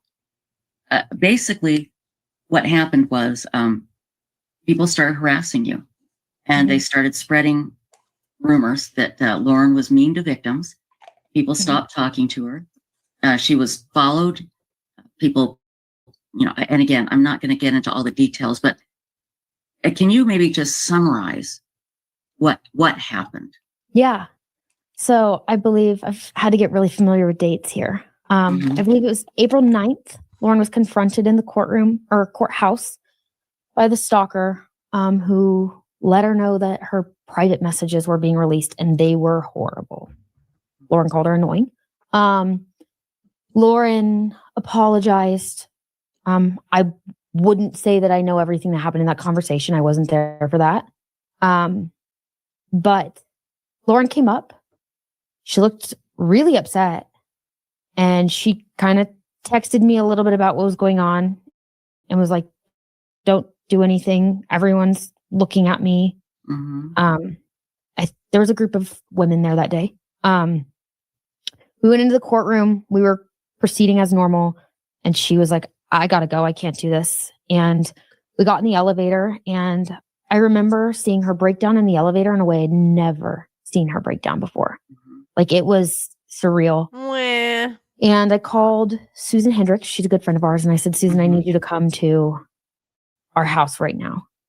I need support. Lauren needs support. Like, I need somebody there who can also help her. So we went back to our house, and then that kind of catapulted. It kind of just ramped up after that. In June, I was told people wanted Lauren's head on a platter, or were calling for her head on a platter. I mean, a head on a platter. Come on. Come on. Like, these people are stretching. They're stretching. This is not a legit threat. It is a fucking figure of speech. Okay? These people are pulling at strings. And then the TikTok account started shortly after that. I actually found it because it just came up on my For You page. And I was like, this is weird. I clicked it. And I was like, oh, Lauren, she's created an entire TikTok page about you. And they seemed to just escalate over time. They were very veiled threats, very kind of vague, but like very much so controlling, right? Like, you're causing somebody fear. You're like essentially in a way like blackmailing them. You're scaring them. You're scaring them. Right. And just over time, we were filmed so the filming of us did start in April. I will say that. Like, I started being filmed consistently at court. No one wants to feel you fucking paper face bae. Nobody. You are Buffalo Bill. I am under the assumption she has fucking girls in wells. Put the lotion on the body or it gets a hose again. I know Lauren mentioned Janice. Janice admits in her declaration, which I'll read a little part of that she does film me. She did film me. She admits one time to it. But she just wasn't as close to a conversation with you. I don't know you beyond knowing your name and who you are and seeing your online activity. And who is she to this whole story? Janice was somebody that was, to my knowledge, I didn't come in the Daybell case until far later, although I joke that I know the dynamics of this case better than most people after reading 6 years of Lauren's very private messages. Yes. That include information about this case, both on record and off record, unfortunately. And Janice, I guess, was somebody who was in the Facebook groups and, can we all just agree that she was never the cool girl? She was the girl that nobody talked to, that they thought that she was a fucking weirdo. She came onto YouTube to get some clout. Like, oh my God, I'm the cool girl. Pick me. Pick me. She was a follower and followed the case and followed Lauren. A lot of so many people do. Right. Okay. Got it. Yeah. And she's kind of known for her memes and her things that she likes to post online, which oftentimes ridicule victims. A lot of you guys saw the Colby Ryan mug, which Colby Ryan did an incredible members only live, which I actually just want to point out. He did an incredible members only live. I believe it was yesterday. And you guys can all go watch it. But he talks about how this group of women surrounding the stalker have been doing this for years and torturing, terrorizing the victims. So would be a good live to go check out if you guys get a moment. Members only, but I watched it. I have a lot of respect for him for speaking out about, Well, he would know. He would know about, Yeah. He got a lot of it. Right. He got a lot of it. Yeah. So anyway, so I don't know this. He got a lot of it because Lauren literally reported on his DV case against his wife. Like the piece of shit she is. Woman, I don't know why she's filming me. It's very uncomfortable. If you feel threatening, she was filming Lauren a lot. We're like, I couldn't really let Lauren do a lunch live alone. I was like, I have to go down. And then it started getting, most days I'd have to start to kind of find somewhere more private for us to sit as it escalated. And so that way she could do it because it just became uncomfortable for her and felt threatening. And when you're trying to work and someone's just basically being a menace for no reason. Well, yeah, I mean, and let's stop for a moment and point out, it wasn't like you were famous, and somebody, Gwyneth Paltrow showed up, it was, you're her executive producer. You're the one that helps her, and all of a sudden you're being followed and filmed. Yeah. And that is terrifying. And Lauren showed a video of a woman walking up to her and just getting right close to her. That was her. And was it her that said, you know what you've done or something like that, or admit to what you've done? And it really did that to me. Which actually, can I actually talk about that for 1 second? Yeah. Okay. Go ahead. Because this is a person that was, and again, these are my girl Janice. Gray Bay is full of shit. I never went out and filmed them at lunch. I had to stay in line. Gray Bay is lying through her rotting fucking teeth. Amen. She should have stayed with the dentist that she thought she was in a conspiracy with, like the fucking wackadoodle she is. Come on.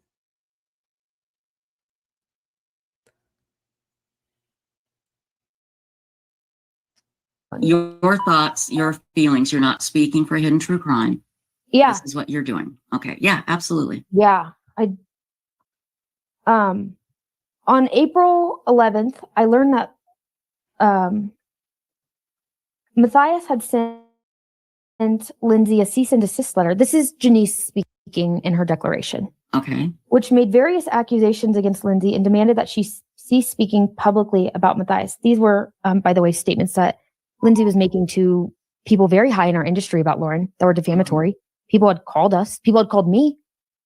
And Why are they Janice says calling in her you? declaration on April 15th, I tried to talk to Lauren about those statements, fearing that Lauren would misrepresent the conversation. I attempted to record it. Lauren approached me while recording me and asked if I was recording her. This was Janice ballet flats with her banging legs. Janice, I'm just gonna say it. She was jealous of you. She could never be you, ever. She later submitted the video to the blank police department. She became emotional and ran into the courthouse claiming I was threatening her and bullying her. She then reemerged and continued filming me, repeating that I was threatening and bullying her. I was not threatening or bullying her.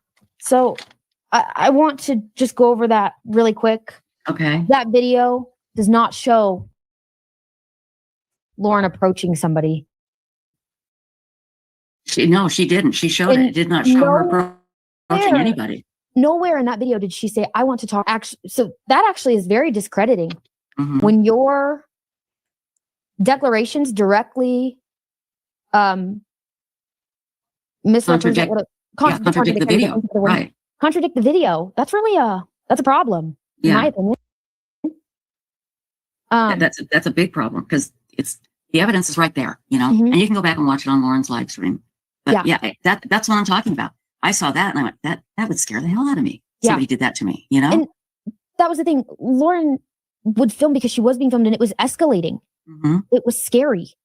So of course she turned on her camera walking into the courthouse when this woman is standing there for no apparent reason and looks like she's recording. Like, of course she is. Like, wouldn't you? Right. Oh, exactly. No, absolutely. I understand why she did it completely.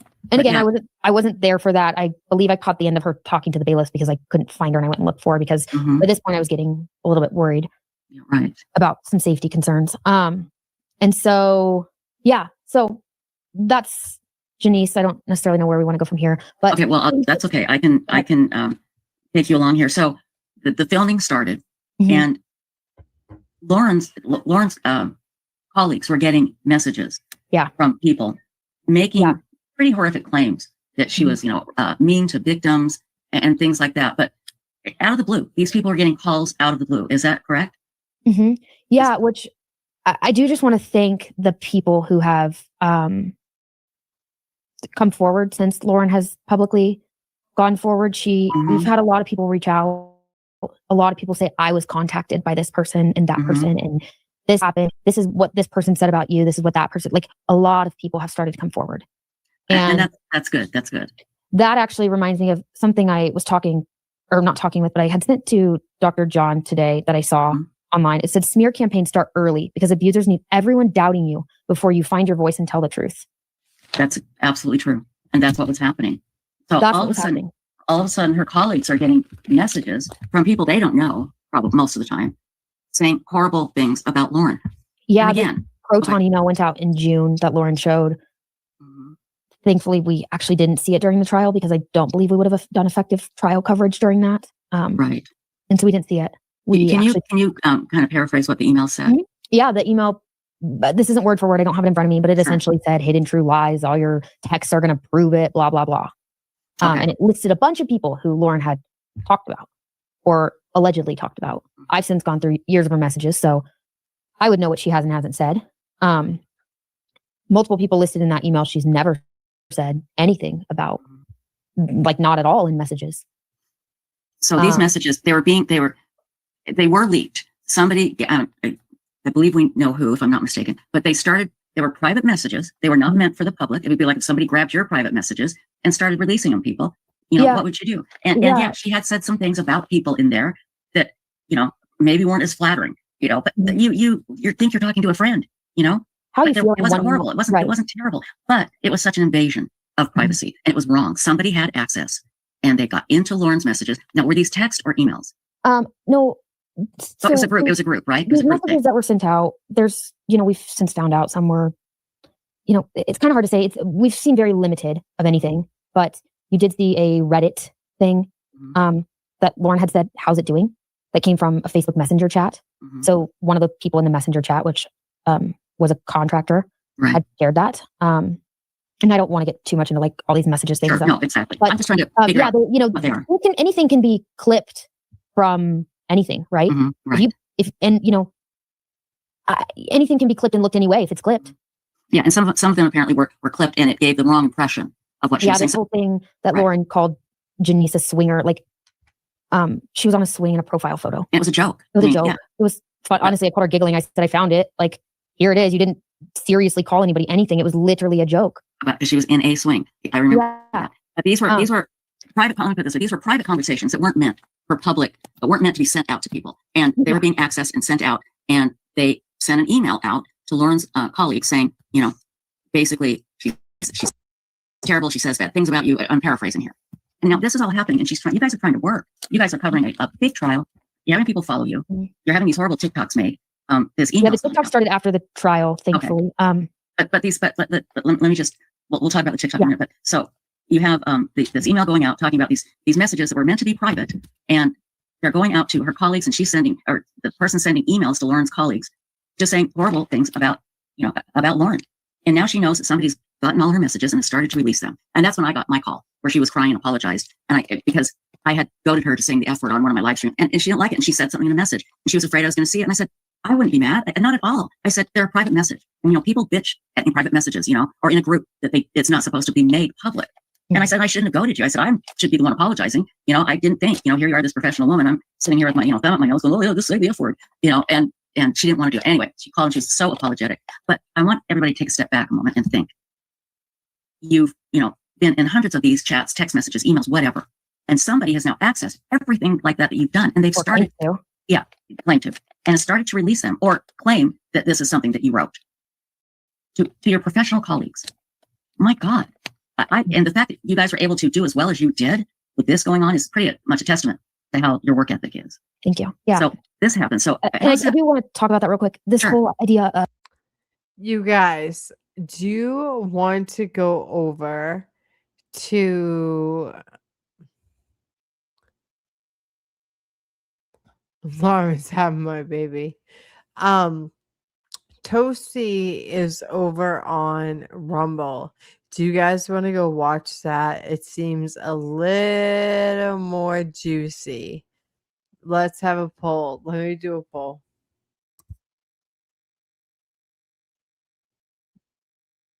Oh my God.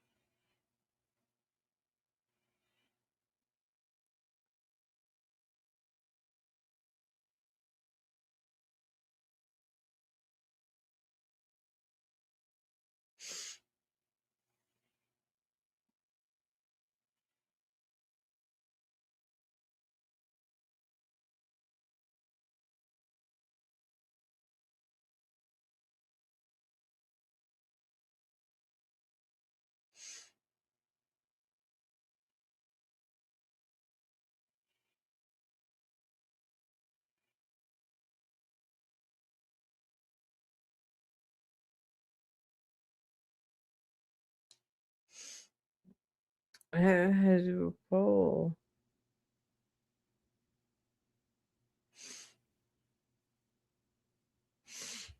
I had to do a poll. Do you guys want to go do the Toasty? She has some juicy stuff.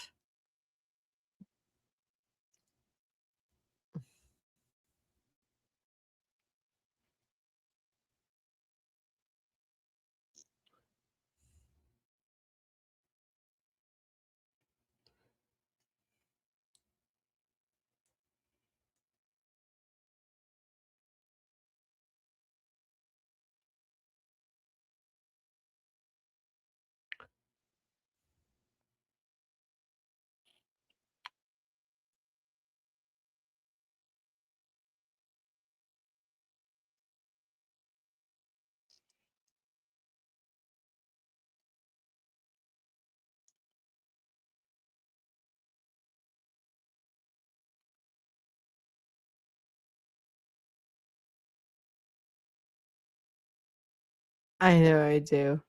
I just like I slept and I woke up. I'm just in like so much pain.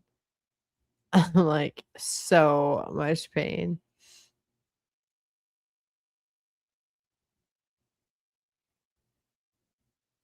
Lauren's stepmom, Karen, Lauren's sister-in-law, Stephanie, Lauren's other sister-in-law, Stacy, and Lauren's other attorney, Daston, which is again the one that's facing 6 felonies, and then somebody named Tatum, who is apparently, from what I can tell, like an assistant or works with possibly another attorney, but I'm not sure if they're just a paralegal or their attorney or they're just like an assistant, but they're connected somehow to Lauren's attorneys. Okay, so that's basically our whole fucking family. All right. So this is kind of what this is. Okay.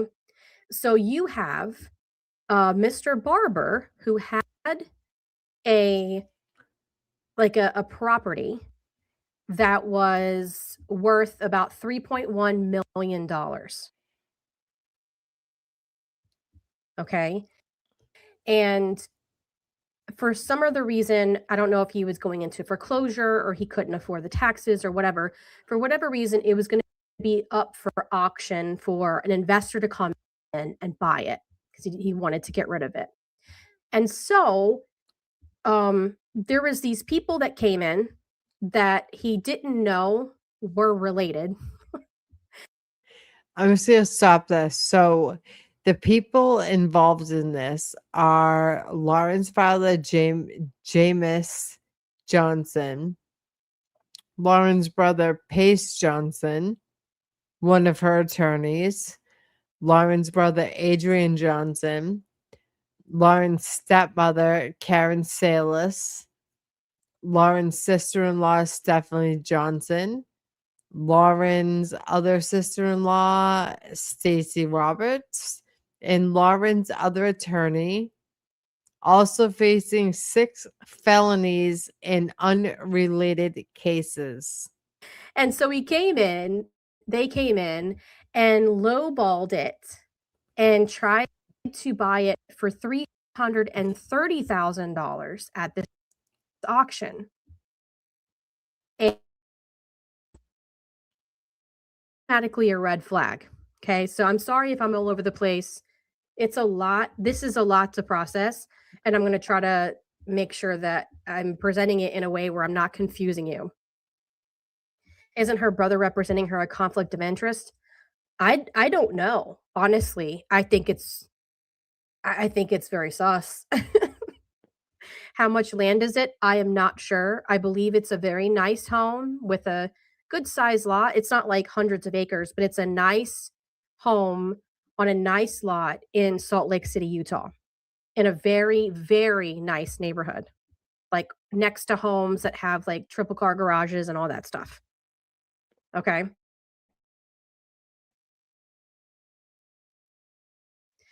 And so I did take a couple of notes. Property, but the loan given to Max was only for $330,000. When the auction happened, okay, this is something else. So what Mr. Barber is claiming is that when the auction occurred, that there were real investors that showed up and they were interested in buying it, I'm assuming at market value, and were allegedly given the wrong date of the auction, allegedly on purpose. And then you have Lauren's family that come in, lowball it, which is what he's accusing them of, is lowballing it, and then bidding, like getting people that you know to lowball it. And then so you pay a ridiculous amount less than what it's actually worth so that you can get the property, take it over, and then flip it for millions of dollars in profit. Okay. So that's what he's alleging. Okay. So he is alleging RICO. I know it's like Rico, everybody under your seats, everybody gets a Rico. It's like everywhere right now, but we're not talking about the people in PA that think that Rico equates to somebody hurting your sensitive ass baby feelings. No. These are actual real RICO claims, because all of these people that are defendants here on the screen, he's alleging that all of them, including 6 different LLCs and most of Lauren's family, is involved in this scheme, that they all worked together, planned the illegal activity, and then acted upon the legal activity to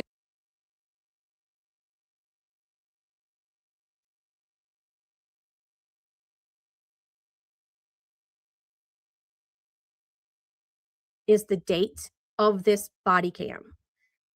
The exact day, so later that night, July 23rd, 2025, is the exact same day of the body cam that we've reviewed previously on this channel, where Lauren was with Grayson and Grayson was crying, acting like she was terrified, and Lauren called the cops on these women that were across the street at a restaurant, and they claimed that she felt threatened and all this shit. Y'all remember that? Right. So that was the exact same day, just later that night. And so I'm like, okay, what are the odds of her dad and brother showing up at a house that they allegedly broke the law to get? The cops show up and are confronting them, and then later that night, I'm assuming she finds out what happened and then calls the cops and has this emotional meltdown, claiming that she feels threatened by all these women, right? Oh, it gets, hey, Davey, good to see you. So the other thing is that somebody has been now, well, not somebody, but there's been some group text chat screenshots that are being released, the ones that Lauren in that 9-hour live stream was so scared was going to come out. All of us were thinking, maybe she's just talking shit about these families, and which obviously some of those have come out, and we have found that that is true. She has talked shit about people. Okay. But I said back then that I felt like that this was just the tip of the iceberg. I definitely felt like she was not at all terrified of these people. She wasn't terrified of the shit talking. But I definitely felt like that. That's a there fact. were parts where she really genuinely did seem terrified of the messages coming out. And then we find out that she and or John said somewhere, I think we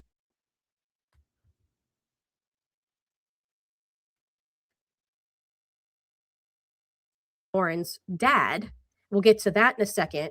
But in August 2023, Lauren Matthias says in a group chat, quote, "They landed the jackpot. They landed the comma, and it will likely help their businesses for years to come, period."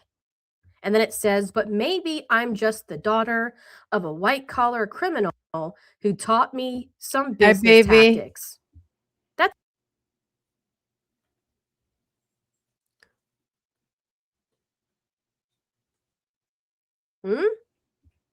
right. Well, here's the thing, Julie's mom. Yes, she admits it now. So this video right here, and again, I highly recommend you watching Hella's video after this, because she plays some videos that I don't have, or I don't have time for tonight. But in this video, her father is basically downplaying his crimes. He says, "Oh, I wasn't even in prison for that long, oh, it was just white collar crime," just kind of like minimizing the things that he's done. And in my experience, I don't know about you guys, but in my experience, when you have somebody that downplays what they did, it makes me think that one, there's no remorse, they're not sorry, and two, they're probably going to do it again, you know? And so there is question, and both Hella and Dolly do read this and they think, this is it's kind of weird. So what this means, what jackpot she's talking about, that's for you guys to make up your own mind. But in my mind, the timing is very, very interesting. And obviously it must have, in my mind, as I'm reading it, it possibly does have something to do with the stuff that we're going to get in tonight, because she mentions her father and she mentions they landed the jackpot. What does that mean? And if she's not speaking about her father in this particular court case, then what else is she talking about? Is she helping somebody else with the same tactics that her father did that put him in prison? So again, there's a lot of questions there I have, and it's very weird to me. Very weird. So, and here's the thing, right? If the feds start getting into, and maybe they already have and we just don't know, but if the feds start really getting into what this is. So if it is true that all of these people have committed RICO, all right? If it is true that that what Mr. Barber is alleging actually happened, that means that statements like that from Lauren is definitely going to be seen as potentially incriminating. And so, like Rowena says all the time, forensic accounting, bitch, right? They're definitely going to be looking into the money. They're going to be looking into all kinds of things. And if they are guilty, and if she knew what they were doing and was knowingly taking money from these Ponzi schemes,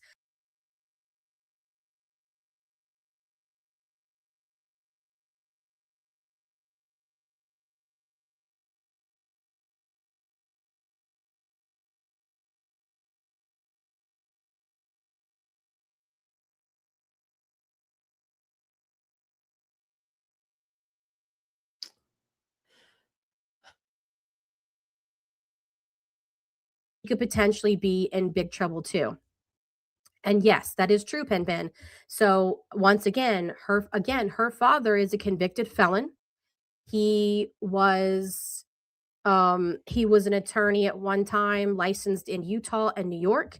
He was disbarred, he was convicted, and he went to prison for his quote just white collar crime. So you have somebody that's already been to prison for doing this kind of crime. It's kind of, you know what I'm saying? Like, what are the odds of it happening to them, or them being accused of something like this? It's very strange. And so we're going to get into we're going to do all of this because it's 25 pages. We're just going to do the first couple of pages, so you got to get an understanding of what Mr. Barber is alleging, because this gives context to the body cam footage we're going to watch next, because the body cam footage is the father and the brother showing up on the property to take it over the day after the auction, and then the police show up. Okay. And so Mr. Barber is alleging that all of these people are involved. Essentially, it's called a straw buying scheme. And it's where you get people to lowball the offers to buy a property for a very low price, like way below market value, to push out the real buyers, so that then you can get a property worth millions for instance, but you're only paying like a couple $100,000. And Max Barber's claim that all of these people colluded together in a criminal enterprise, aka RICO, to use the straw buying scheme to buy his property. And that's what he is alleging here. Now he says he's going pro se, and let me tell you something, okay? This is well written. Well written. This is not the Bullhorn Betty pro se that we have read in the past, okay? So this is what he says. The first amended complaint is filed as a matter of course pursuant to the Federal Rule of Civil Procedure. Let's see. No defendant has yet served a response pleading. So again, this was filed September 2025. So not that long ago. Let's see. This action seeks legal and equitable redress for multifaceted scheme of racketeering, antitrust violations, and willful violations of federal bankruptcy law. Oh shit. The scheme was orchestrated by a multi-state criminal enterprise to unlawfully divest plaintiff of more than $3.1 million in equity from his 2 residential properties located, and then the address, in Salt Lake City, Utah. The enterprise, led by a federally enjoined lender, defendant David Cundinson, is a convicted mortgage fraud conspirator. Oh my God. So that guy, okay, so he's a convicted mortgage fraud conspirator, defendant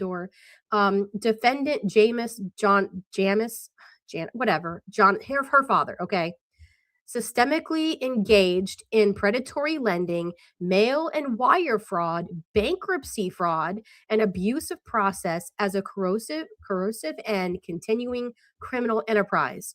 The scheme culminated in a foreclosure sale conducted in knowingly and willfully violation of the automatic stay under citation, rendering the sale void. So I don't know at what point he figured out what was happening or what he claimed was happening, but I guess we're going to find out.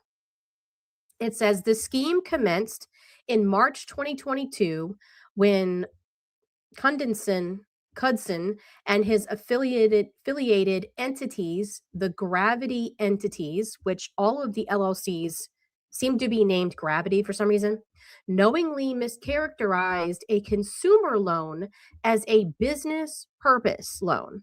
This was done despite receiving pre-closing written notice that the properties included plaintiff's primary residence. Wow. This mischaracterization, oh my God, I'm butchering this. I'm so sorry. This mischaracterization was intended to unlawfully evade the Truth in Lending Act and directly violated the express terms of Cudson's 1999 Federal Trade Commission injunction. As part of this fraudulent scheme, on March 23rd, 2022, defendants recorded liens of $1.2 million against each of the properties, therefore creating a grossly inflated and fraudulent total incompetence of $2.4 million based on its initial loan of only $332. And so what I could be wrong here, but my understanding of this is that they were also involved in being very predatory when it comes to real estate. And so what they were doing is they'll find properties that are either in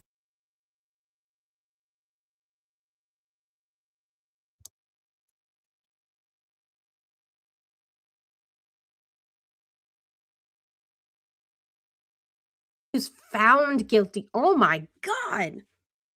He's a 27-time felon. Oh my damn. Thank you, Wispy. I appreciate that. Oh, that's a lot. Oh my, see, that brings even more context to that video where he's like, oh, it's just white collar crime. 27? He was found guilty on 27, which means there's probably even more that they couldn't prove. That's crazy. Yeah, the Nick Bravo technique. Where's Nick Bravo? Oh my gosh, that's a lot. And then you have this other guy that I keep fucking up his name. Kunson or whatever his name is. He's also, according to this, is also a convicted mortgage fraud conspirator. That's insane. Wow. And it says at the void sale, defendants engaged in a conspiracy to retain trade by rigging bids in per se violation. In furtherance of this conspiracy, defendants transmitted a fraudulent interstate communication containing a false sale date to a known potential bidder to eliminate competition. Oh shit. So they conspired, according to Mr. Barber, they conspired to send a fake bill of sale to a potential buyer to make them go away. And then they also rigged the bids in the auction. Damn. Wow. Following the void sale, defendants engaged in a campaign of intimidation and unlawful self-help, including forcible entries, trespass, and threats directed at plaintiff and his family, which includes a special needs child whose essential in-home therapies were disrupted. Oh my God. This just keeps getting worse and worse. Defendants further abused the Utah state court system by initiating a fraudulent eviction action based on the void foreclosure, intentionally concealing the bankruptcy stay from the court to wrongfully obtain a default judgment. And I'm assuming when this happens is exactly the body cam footage that we're about to watch, where there was a tenant in on one of the properties, and they showed up to try to basically kick the person out and take over the property right away. And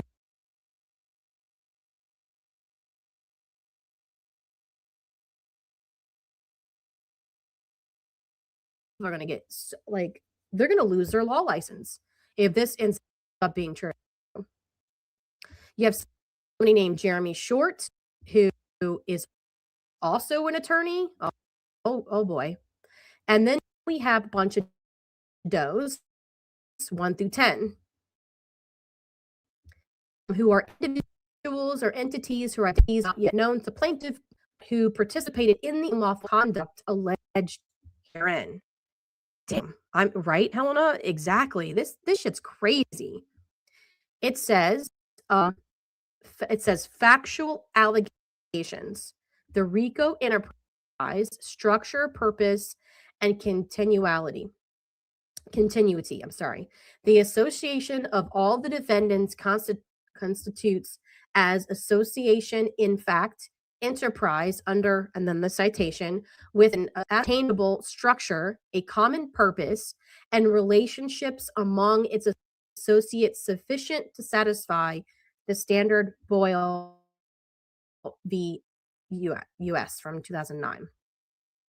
The enterprise factions as continuing unit with a distinct structure separate from the pattern of racketeering activity.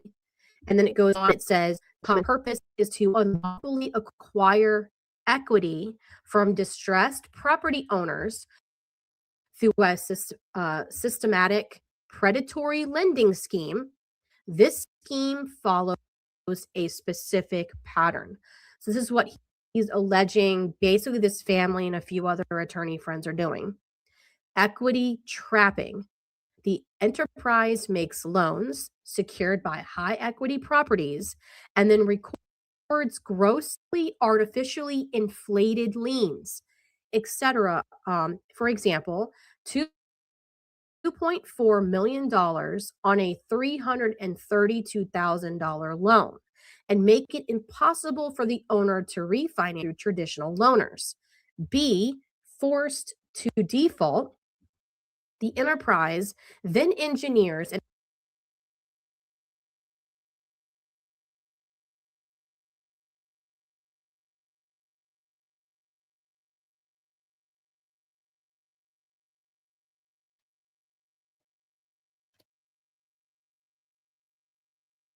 lift the automatic stay She keeps to facilitate foreclosure or to compel a Chapter 7 liquidation, stopping. therefore forcing a sale. In either scenario, the enterprise benefits significantly. One, through the trustee's actions and subsequent equity appropriation, and two, by registering grossly inflated liens on the bankruptcy claims. And then it says, he even built the enterprise by naming the people. He says the enterprise maintains a distinct division of labor. Oh my God, he actually names this. This is insane. May 1997, the Office of Attorney Discipline for Utah State Bar filed a 5-count formal complaint against Jamis. Oh, really? So he was disbarred way back in 1999. Okay. This is crazy. People in this family were attorneys, and they're acting like they don't know this is even worse. They do know, and they know exactly what to do to break the law and to try to get around it. This is fucking diabolical. Just straight up. So Mr. Barber claims that the bank, quote unquote, the bank is the defendant, Knudsen, and the Gravity entities, like all the LLCs that are named Gravity. And it provides capital and deploy fraudulent loan instruments. He claims the, quote, operations manager is Lauren's father, Jamis Johnson, and it says that he is a disbarred Utah/New York attorney from prior criminal enterprise, coordinates the unlawful acquisition of the properties in the created for. So what I'm getting at is all of these people are fucking douchebags who are just con men, Lauren and John included. It is a family restaurant of just fucking pieces of shit. Foreclosure manipulation and straw buyers.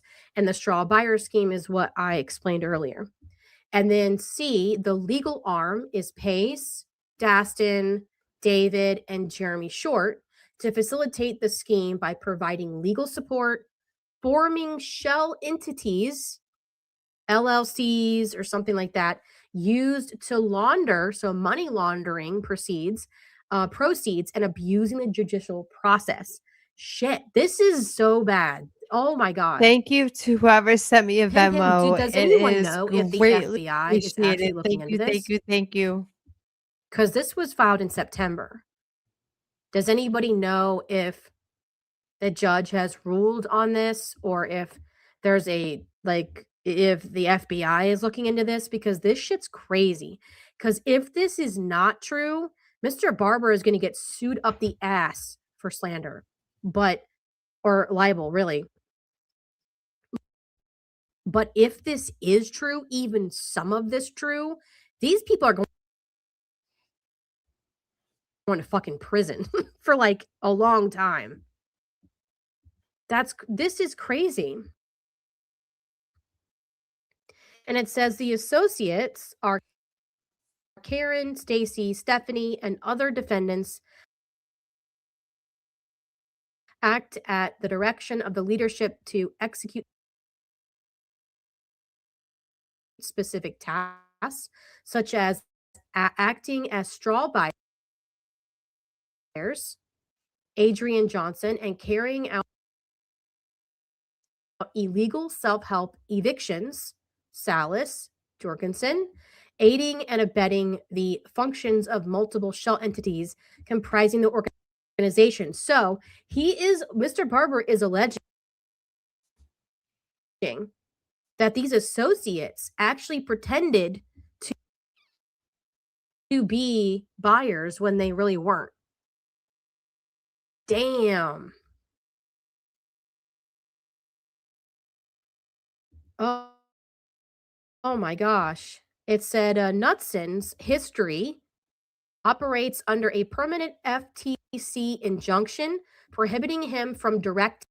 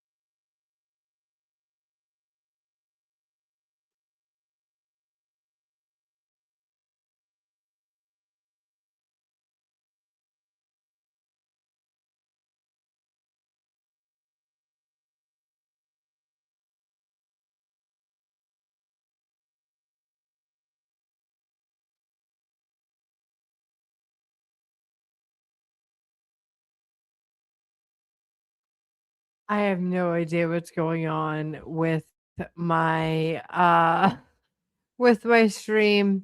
It's getting late, kids. I am gonna finish this up tomorrow when my kid is at school. I am getting tired. We will find something a little more juicy to go over tomorrow. Maybe some shit. Maybe do some more Matthias. Who knows? But I definitely need to I definitely get some sleep.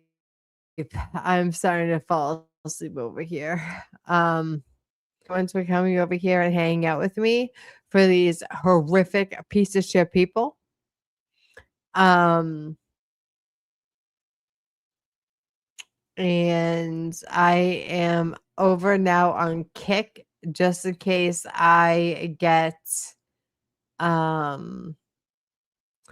just in case I get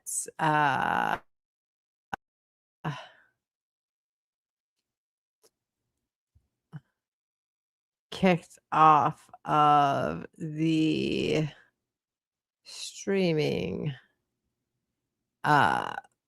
platform. I need some sleep, kids. I love you guys. Thank you for hanging out with me for 2.5 hours. I will be back tomorrow when my kids at school.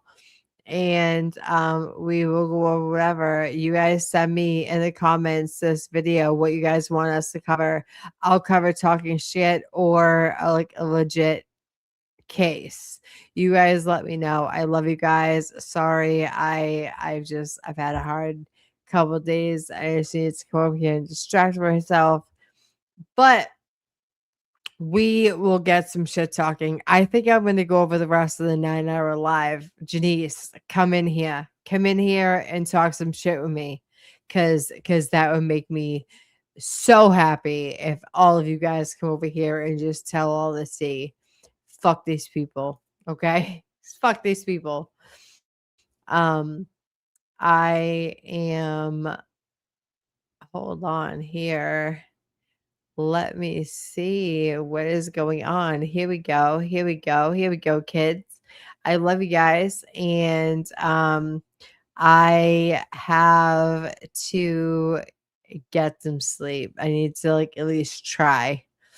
I'll do my best to be here. Amen. Amen, Christine. Janice, you are the A1 day one. You are the whistleblower, and I could not love you for that. Like, you are the OG in this movement, and I couldn't respect you more, bitch.